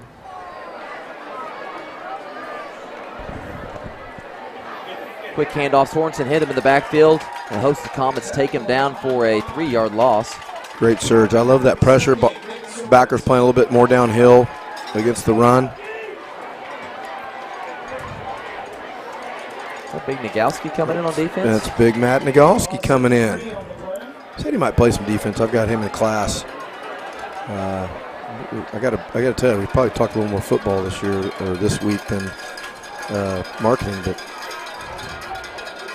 it's also nice to have him around in the first block with our freshman football team as the Hornets scramble around, and here comes the speed of Mr. Williams. Great angle by Jay Bessis. Oh, yeah. Great job by junior Jay Bessis. Even Gentry Williams gives him some love on that. Probably one of the few guys on the field that could run him down like that. I would say. Nick Sorensen a little bit hobbled there. Coach had him in the backfield, just the acceleration through there, open up that seam, and then when he's in open ground. We got a flag on the far sideline, Coach. Let's see what happens here. It looks like it's going to be on the Comets. When they get down,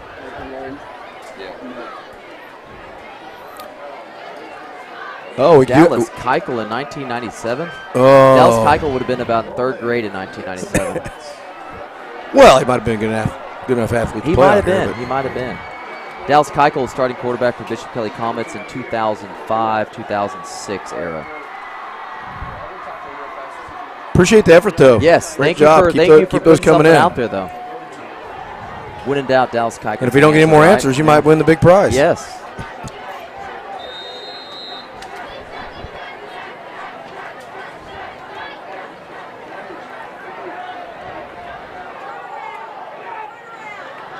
And I think he comes down with that at the 3-yard line. What a catch there. Didn't catch a number on that. I think that's number 1, Jalen Teague again.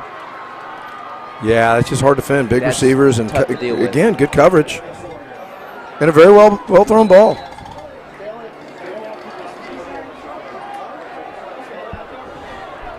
Yeah, Coach Robinson's got to be frustrated, but his boys in the secondary have been in position on most of these plays. They're just, that's just really hard to deal with. Here's a new set for the 10-1, which we used to see back in the day with Coweta, and here we go. Touchdown Hornets again. Gentry Williams on the score. Well, Gentry Williams is as advertised. Lots of speed, very skillful.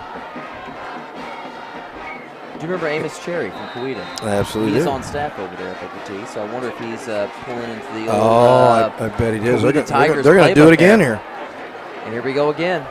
Wow. Might as well. There we go. 2 points for the Hornets. Decide, and we got two late flags. And I think the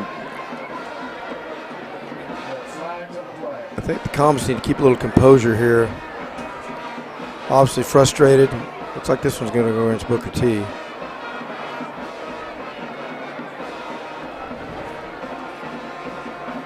Video girl misses the Friday Night Lights. Hope the video played. Go Comets. Oh, Kat Barlow. Yeah, we're getting cut off here on the front end of the. Yeah, we can't quite see the whole tweet here, but, where they're from, but good to hear from her. Kat Barlow has done a lot of videos. Graduate, I believe she's up at KU. Watching from the dorm, it sounds like. Heading down to Mass Street after this, I guess. Her little brother Matt is a golfer on my golf team, boys golf team. Will be a junior this year.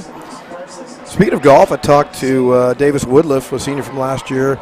Competed in the state tournament, was the Tulsa World Player of the Year, boys golfer, who signed with Samford in Alabama to play golf. And I talked to his dad this afternoon up in the donor booth, and he qualified this week in the top 5. He's going to get to play in the first tournament in Alabama. Good job, Davis. Coach, it looks like that penalty goes against the Hornets. They're going to back them up and kick from the 25. Yeah, and what you don't want to see now is a game like this that's kind of out of hand and players get chippy. Just go out and play your game, play your assignment, get better at what you're supposed to do. And a lot of football left in the season. Absolutely.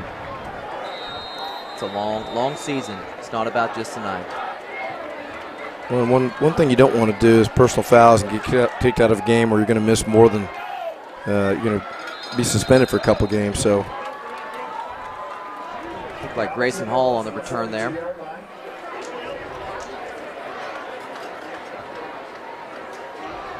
We're going to mark it on the Comet 42-yard line. Stephen Collins still in at quarterback. Don't forget tomorrow, boys and girls cross country. Hopefully the halftime interview with Dave Saunders interviewing Coach Eric Grupke, you enjoyed that. Just to get a little bit of the history behind the home field advantage and the Comets being able to play here on campus. So it's a great new facility, like Coach Lawhorn mentioned earlier. At some point this season, please come out and check out this wonderful facility that all of our athletic programs get to utilize.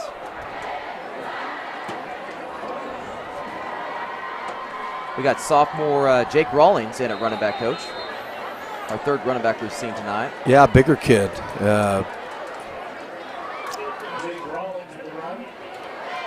Maybe a little more power in there, maybe break some of those initial tackles.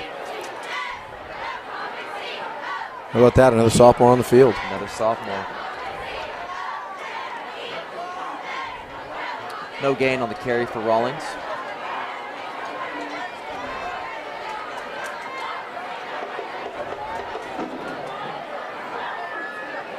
Looks like we're going with a slant pass to Doyle Garing that is almost intercepted, but they're going to call pass interference, defensive pass interference here. I think Doyle's asking for it, and I think he needs to look up and see if the flags are on the ground. Yes. A little bit of frustration there. Pass interference against the Hornets.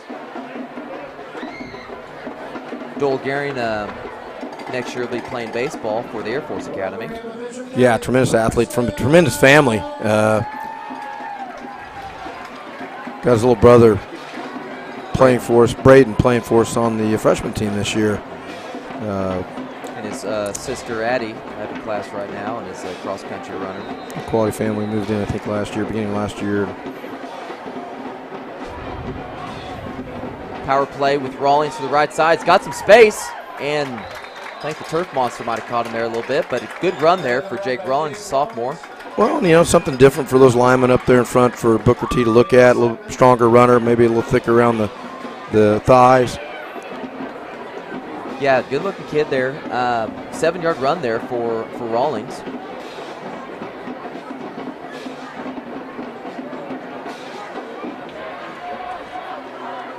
Comets move up to the line of scrimmage.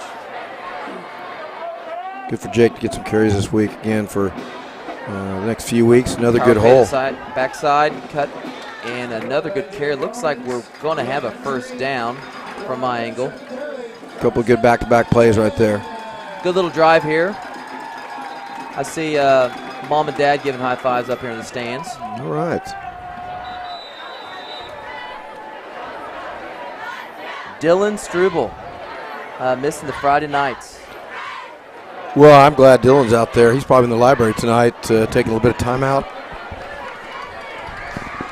Yeah, they're probably having to kick him out the doors when they shut it down. Dylan, I believe, is over to Oklahoma State this year, isn't he? He is. Good kid, former Bishop Kelly football player. Soccer filmer. Good right there again. McMurray, we talked about him early, getting that good positioning. Had a little bit of leverage on the corner. The corner ended up holding him, and we're going to get another pass interference. Nice drive here by the Comets. Drive started, I believe, on the 32, somewhere around that time, that area of the field. Comets string together, nice little drive here. And we talked about that. You know, you're down like this, you want to build momentum, do some things, get some other things on film, get some other players on film, because it doesn't get much easier next week when you go up against your rival with or Oklahoma City with McGinnis. And last few meetings with McGinnis have been here in Tulsa, so short motion there by McMurray. The power play to Rawlings. Good job carrying him downfield, though. Sophomore's not afraid of the contact, and good carry there for a 3-yard gain. Well, and you talk about the Division I kids here on the Booker T team. The McGinnis has a third-year player, Dominic Richardson, senior this year, who's committed to play for the Horned Frogs next year. And Braden Walker, defensive end, who I believe committed to Oklahoma State.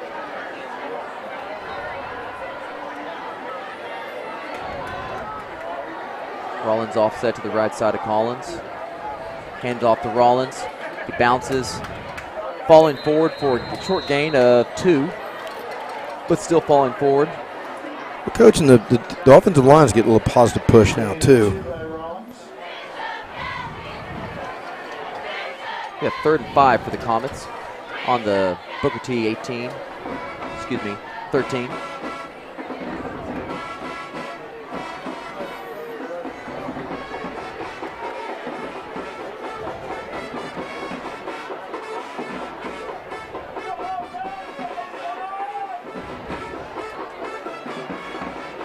Long sustained drive. Rollins offset to the left side this time from Collins. Power play to the near side. Falling forward for, I'm going to say, maybe a 1-yard gain. Jumped outside there. Looked like his path there was inside the block of McMurray there. And again, young running back in for the first time. It's the good and the bad with playing so many sophomores. Get some experience, but you'd rather have some time to develop at the junior varsity level.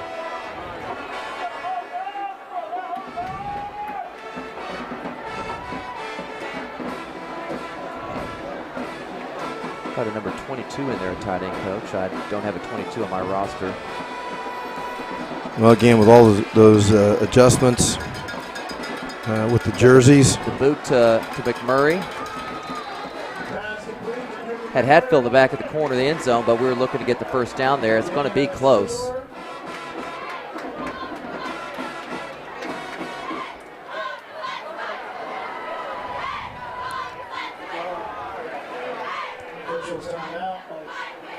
Looks like they might measure this.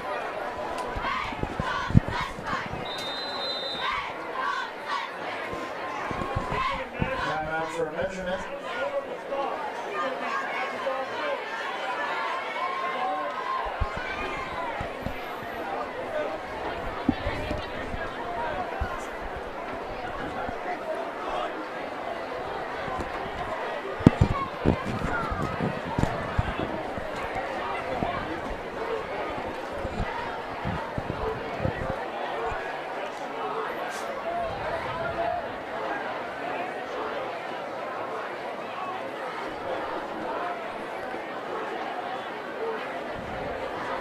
Let's see what the spot here is. It's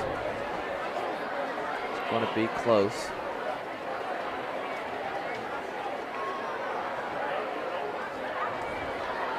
She's definitely being deliberate with the chains here. It's going to be short.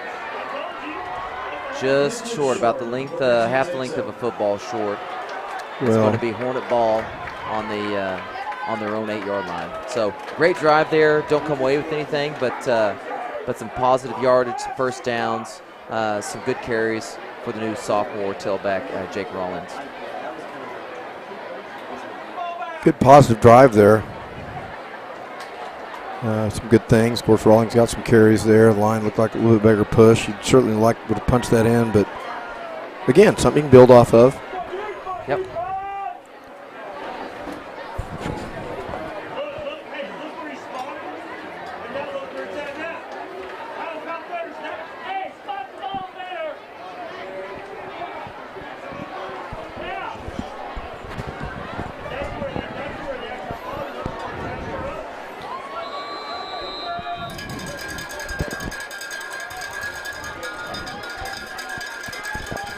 New quarterback in for the Hornets, Nathan Boone, number 12.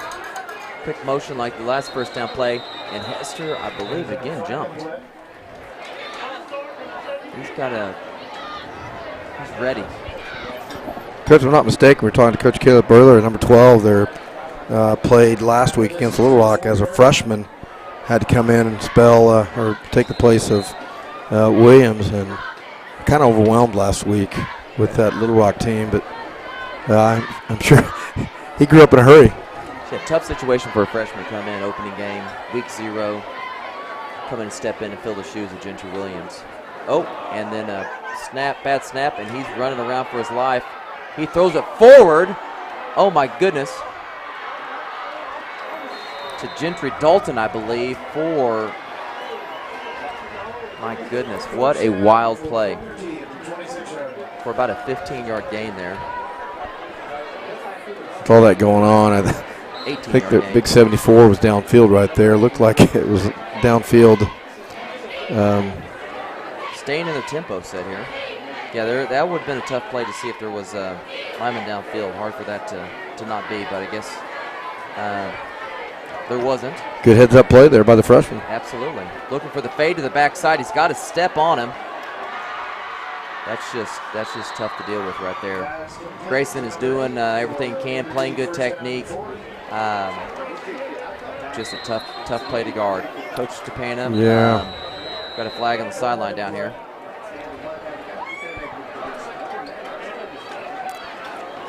Frustration all around.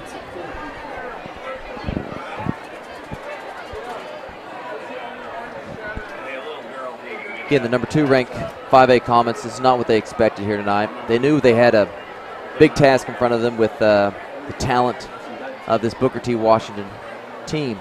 But definitely some frustration. Expected frustration here. Coach Robinson doing a good job getting in between that. Moving on to the play here. Hornets will have the ball while they're picking it up here. Might be on the 40. Let's see where they're going to mark this off at. The ref and Coach Japan are still in discussion. So yeah, I'm still talking with the white hat there. Certainly has something to complain about.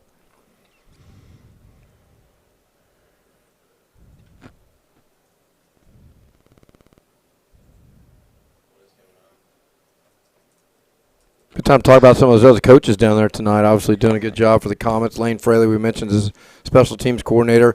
Matt Andrews, defensive line coach, been with us for a few years. Does a great job with Montrell Cozart and those guys. We mentioned Dennis Keeley, of course, Coach Repke, line coach. One addition this year, Riley Trowbridge comes to us as our new strength and conditioning guy, and he's starting to get to know these players and look forward to good things from him in the weight room, and he's down there on the sideline as well. Yeah, Dad's been a great job working with our freshmen and the varsity and all the programs here at Bishop Kelly. It's been a nice compliment to the program. And not a coach anymore, former coach, but a big night for Lance Parks, athletic director. A lot of work, a lot of time put in up here for this stuff to go off the way that it does and provide the experience that we can for these players.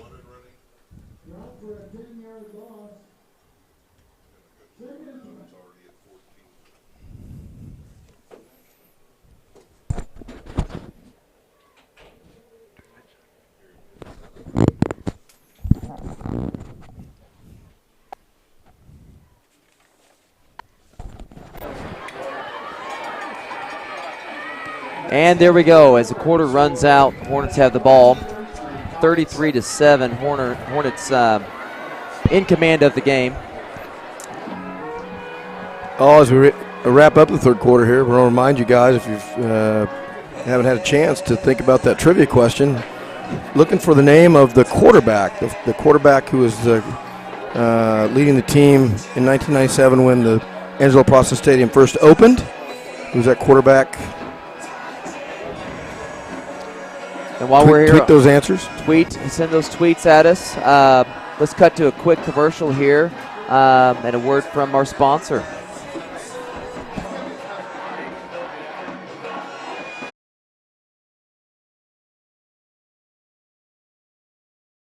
For over 46 years, Chris Nickel has been family owned across 3 generations. Our story began with one man who knew the value of honesty and passion. That man was my grandfather, Chris Nickel. A lot has changed around here over the years, but there is one thing that will always stay the same: passion for quality automobiles and service. We continue to grow, expand our reach, and elevate the customer experience because we settle for nothing less than the best for you. Chris Nickel, where you always get your nickel's worth. And here we are back to start the fourth quarter. 2nd and 20 for the Hornets. Sophomore Boone still in at quarterback. High motion over the top with Hester. And they run the zone play and pick up about a little over half, about 12 yards, a little over half of the yardage. Going to be Mark at 2nd and 8, 2nd and 9. From my angle, I can't quite tell. Still running tempo here with 11:33, trying to develop some of their own stuff they're still working on over Tulsa, Washington.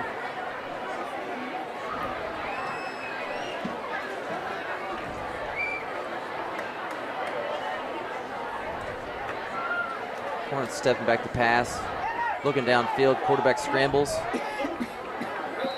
After a gain of 4, we're going to have 4th and 5 for the Hornets. Boone, not quite the explosiveness of Williams back there, but I'm sure as he gets older and learns that system, he's going to be a handful as well. Obviously get some good reps these last 2 weeks.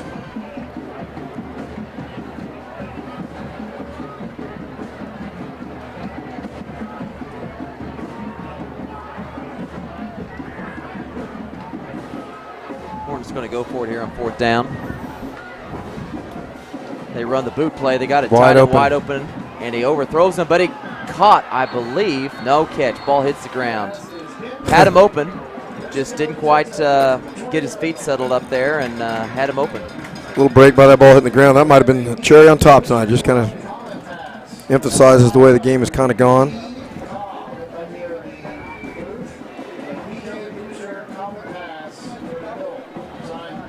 See if there's any new faces coming out here for the comments.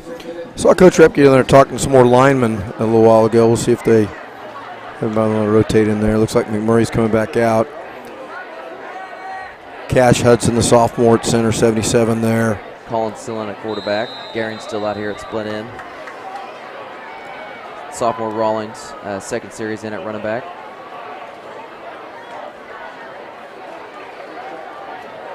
Offset to the right. Thomas with the power play, cuts back. Guy gets across Hatfield's face and just nowhere for Rawlings to run. Lost 3.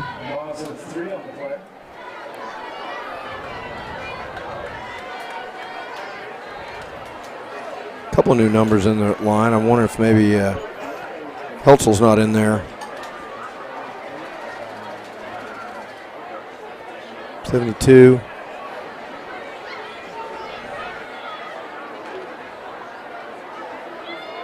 .53, is that Kate Davis? I believe so. Long snapper. So a few more faces in there. Getting some good reps here. Running hard, just nowhere for Rollins to go there. Looks like we may have a new quarterback coming in here, Coach. Gabe Harju. No, I'm sorry. He's not coming in. Will O'Connor. There's Joe O'Connor. Joe O'Connor. Will, the older brother. Dr. O'Connor, soon to be.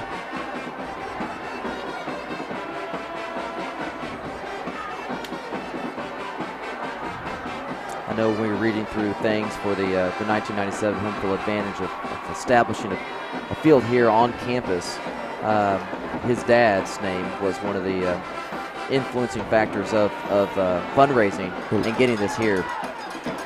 Nice little tunnel screen there. Look at that looked nice. That was Doyle. Garing. Nice route, nice catch. A little hobble though, but a nice play there. He'll walk it out though. He's a tough kid. So I think they're a little bit short of the first down there. They are. I think we're going to have 4th and 1, Coach. 22 in there, tight end too. We're missing that number as well. Have that number.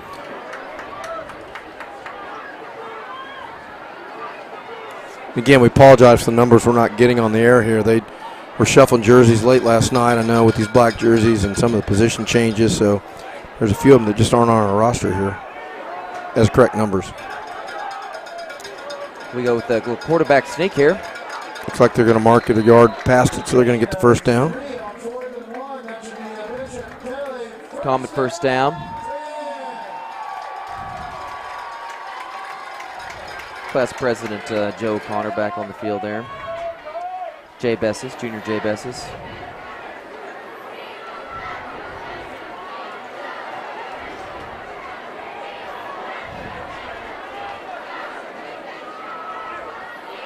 No matter what, Comets need to come away from this game with something to leave a good taste in their mouth here, and this drive might be able to do that for them. Collins offsets to the right. Collins is looking right, looking quick on the slant. That is tipped and picked. Very unfortunate tip there. Almost a really good throw and catch. Tipped it up just a little bit. Nice pick there. And just like that, I think you jinxed him, Coach. Yes, I think I might have. Sorry about that.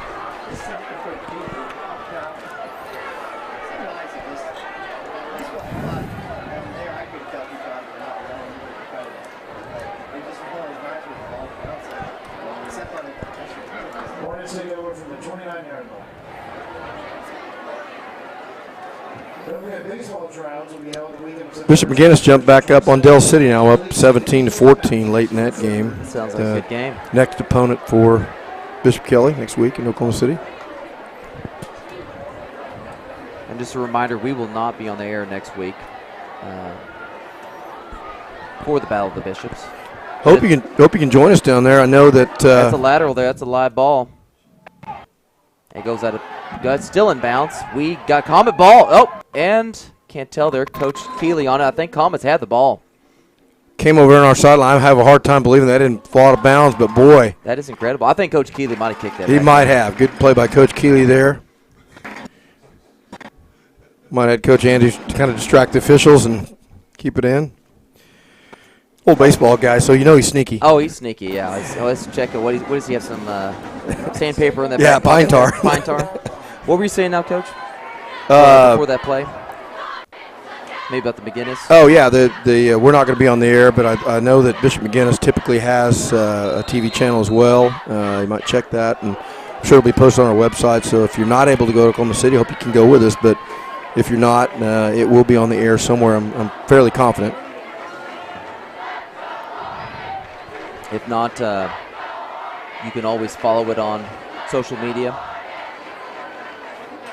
through updates. Little corner route to Bessis, a little long, a little wide, a little out of bounds. Nice effort there by Bessis going through the ball a little bit out of bounds there, but nice effort going up and trying to get that.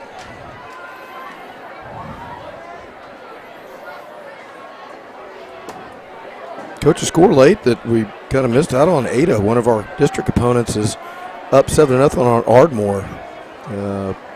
Ardmore was the team that knocked us out of the playoffs last year, beat us in the semis, and went on to lose in the championship game to Carl Albert. But a little bit of surprise there. Absolutely. I wonder how many returning starters that Ardmore has. I don't know, and I know Ada does have a lot of returning starters, so. And that's a rival game. Yes. They've been playing that opener for a long time, and of course Ada has a great tradition down there. Probably one of the more physical games the Comets had last year on the road.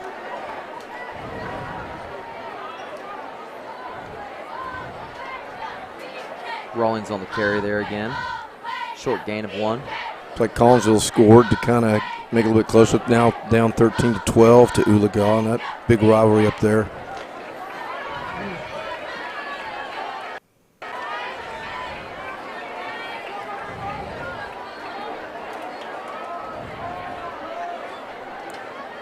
Speaking of Collinsville, Coach Jones up there, who is a former assistant coach here at Bishop Kelly, had just received word that his mother passed away this week. So our condolences and prayers to him and his family. He's a good guy, good man, good coach. Yeah, good friend, and hate to hear that. Solid guy.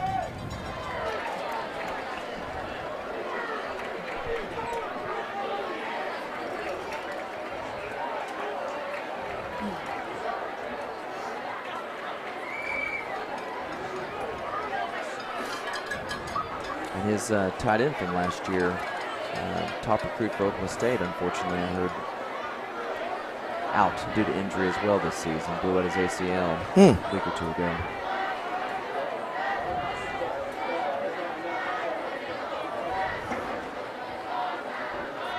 Another run there. Nice hard run there by Rawlings. Ball might have come out. Hornets signaling that way. Let's see how they mark it. Looks like they're marking him down there on the 34, which would give him a gain of 4.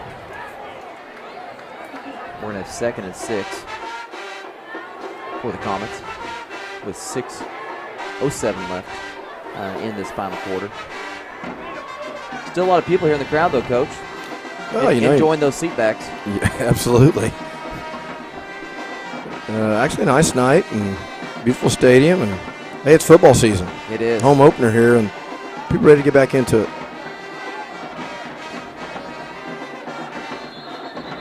It's Friday night in Oklahoma. Looks like maybe a false start. Booker T Band definitely feeling it over there. And speaking of those home openers, we're still looking for that answer to that 1997 home opener in Angelo Prassa Field. Who was that quarterback? You are pushing that question. I am, Well, how about and by the way I'm talking about, I should be giving it away. Let's throw out a hint here. So we only had one try at it, right? So they said it was Dallas Keuchel. We'll give it a hint. Dallas Keuchel, while being the quarterback, the answer to the question was the quarterback coach for Bishop Kelly. While I like that. The quarterback here for the home opener was also Dallas Keuchel's quarterback coach. How about that? I'm sure Dallas is out there listening. He'll probably tweet in here soon. Dallas played safety for us too as a junior, and when I was defensive coordinator. Sophomore and junior, yeah. I get a kick out of telling people when they hear I know Dallas Keuchel. I always tell them I coached him. I don't tell them I didn't teach him how to throw a curveball, but just leave it at that. I coached Dallas Keuchel. Trying to get my 15 minutes, It all counts. It all counts.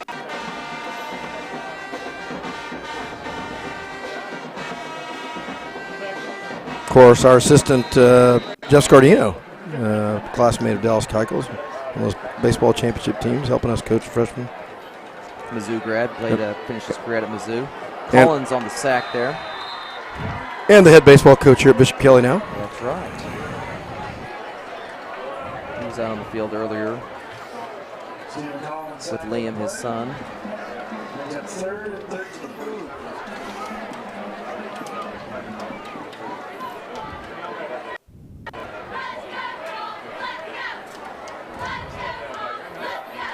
Comets got a 3rd and long here. 3rd and 13 for the Comets on the Hornet 41.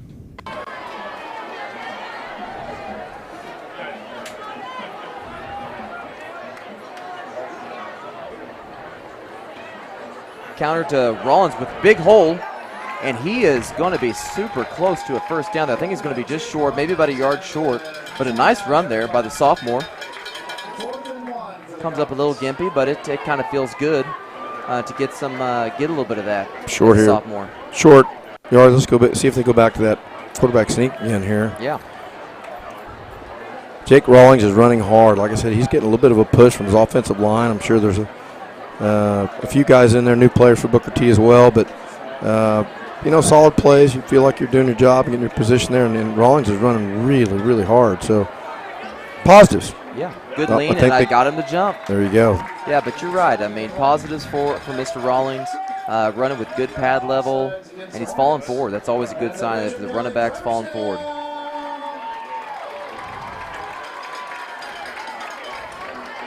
First down for the Comets. Had a couple of those encroachments give some first downs, which is, we'll take them.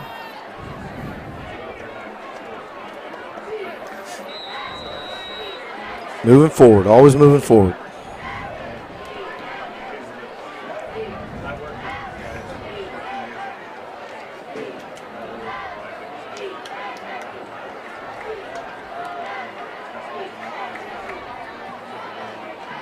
Collins on the quick pass to Bessis.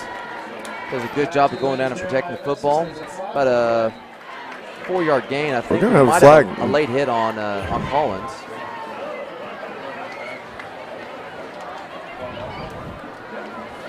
Yes. So we are roughing the passer.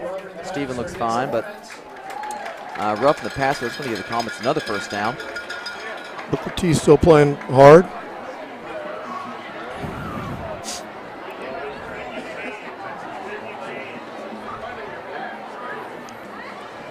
Comets first down from the 10-yard line.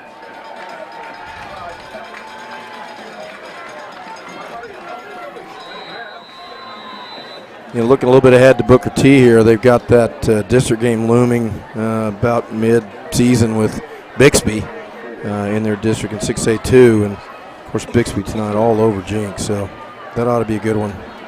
See how Bixby matches up. McMurray out here to the single side. Maybe a little fade action here to him. As that's what's coming. A little jump ball. One-handed catch. We'll see how this flag goes. If this is a 50-50 on offensive or defensive pass interference, I'm going to say it's defensive because I don't think Cooper had access to his left arm. That was a one-handed snag there by the big boy out there, Cooper McMurray.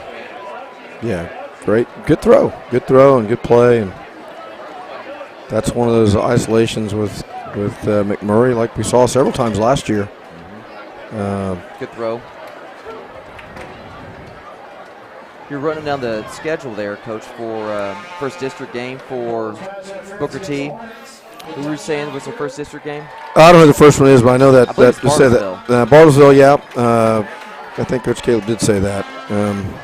One thing we did talk about, Coach, with, and let's address this, 0 week, which is a fairly new thing within high school football.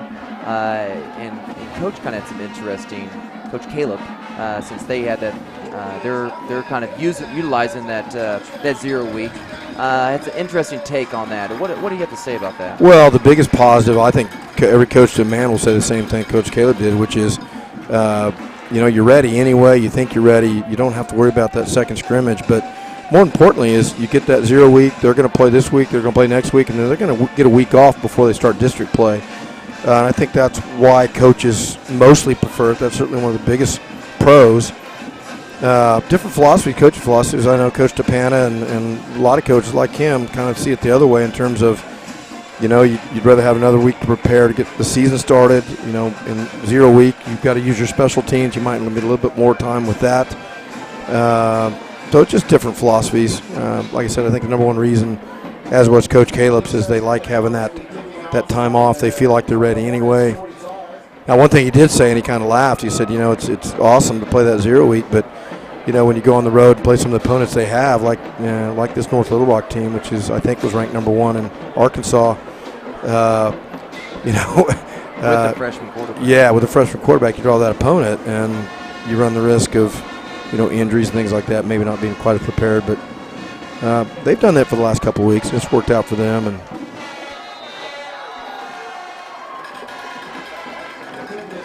I was looking at the 5A schedule, and I think Guthrie played last week and got a win over Enid, and so it's kind of nice if you do have that win, and you have a week there before district play to nurse or get ready or whatever you need. So. Yeah, absolutely. And talking about Booker T's schedule, we can look at Bishop Kelly's schedule. They've got that McGinnis game next week, Battle of the Bishops, and then they've got that third non-conference game over at Memorial, and of course Memorial tonight is just getting annihilated by Central, who's turned out to be really good. And then they'll start district play.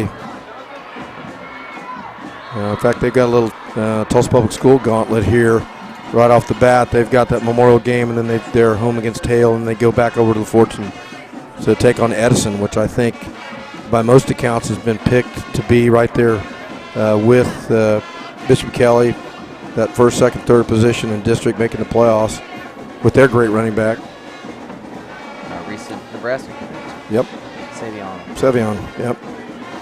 Good runner. We saw him last year. There's that cutback play. Good play there by, was that Sorensen? No, that's Kosir. Yeah, we call it. Kosir. Yeah, 46. And it sounds like Ada's got a squad this year too. Well, they got those returners. Like I said, it was one of the most physical games they had last year on the road. Got a little bit chippy, in fact, and that's late in October 25th, and that'll be a home game here.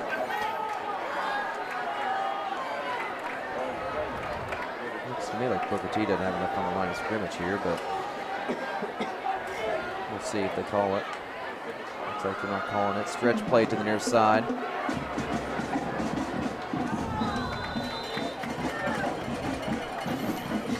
See if we can get some more numbers here for you. Some new guys in the game. Matthew Mercer there, trying to reach out, get him down.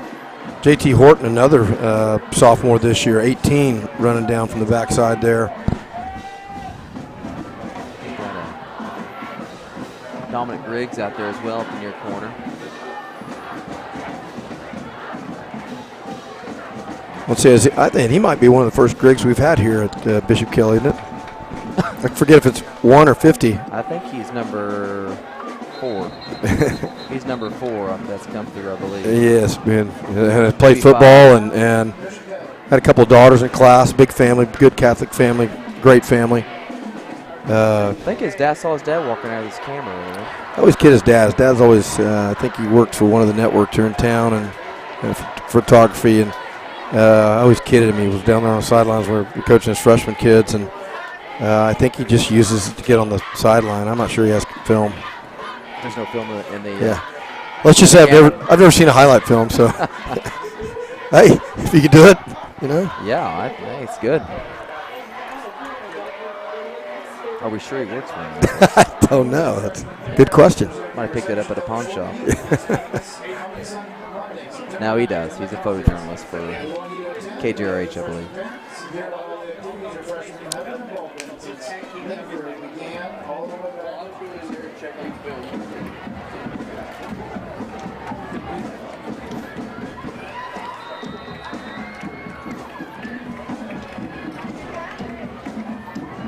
Stretch play to the, got a hold there against Caston Campbell. Nice tackle there by Clayton Hill, senior Clayton Hill. Caston playing fast. I like to see that. I know he's kind of waited his turn. The senior now getting a little bit of action. I know he's on a few special teams too. Had a great play earlier on special teams. Absolutely. I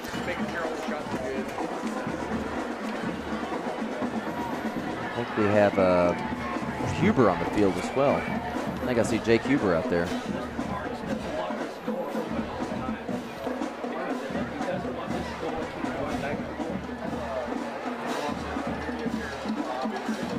Charlie Dionisio out there, I look at that. I saw big 66. I thought Dionisio. I like that. Another nice sophomore. Kid. Good kid. Those guys are going to be linemen for us in the future. That's for sure. He's a good player for us last year. One of these many current sophomores that were on our freshman team last year. Luke Forsberg down there inside now, 48. Another sophomore.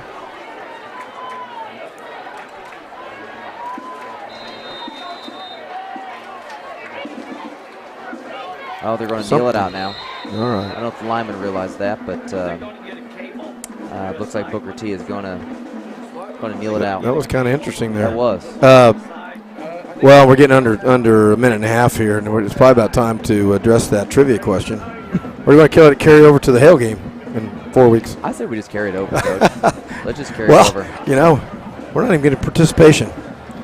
No, it's opening stadium tonight. You know, we'll remember this in a few years. We'll be asking who the opening night quarterback was in the new Angelo Prassa Stadium. And don't forget this, Stephen Collins tonight. So take that to memory. In a few years, we're still on the air. But if you haven't guessed it by now, that quarterback coach for Dallas Keuchel was our one and only Brandon Burks sitting up there in the booth. Unfortunately, we lost that game to Glenpool.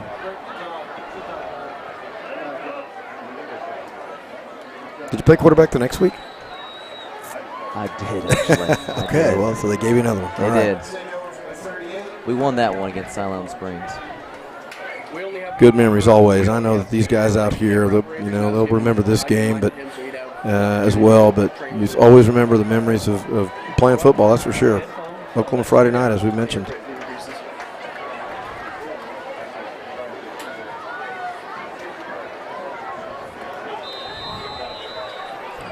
But Gabe Hardew now in at quarterback. I believe it is number 2.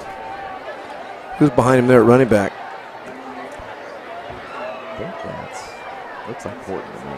I think it is. JT Horton. JT running into a brick wall. Again, some new numbers. We're probably missing a few. Cade Davis out there still. Cash Hudson still out there at center. Of course, he's a sophomore. Grant Siren, another sophomore, 54, played Cerberus still all game. Nagowski. Everybody down there can do us a favor. Look around where you are. This is our brand new, beautiful stadium. Please pick up your trash and take it with you on your way home.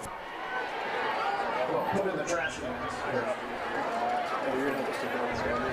In the background, you can hear the PA announcer voice of our very own Mr. Colin Manning.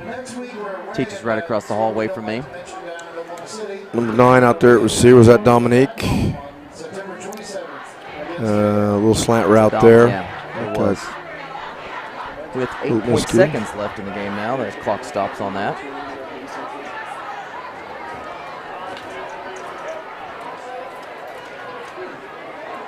I wonder if you won't see a little another carry here by JT to close out the game. Counter trap play to Horton, kicks out the backside, spins, and that's going to be the last play, I believe, for the night here. And that's ball game. Well, Coach, the good news is it's over.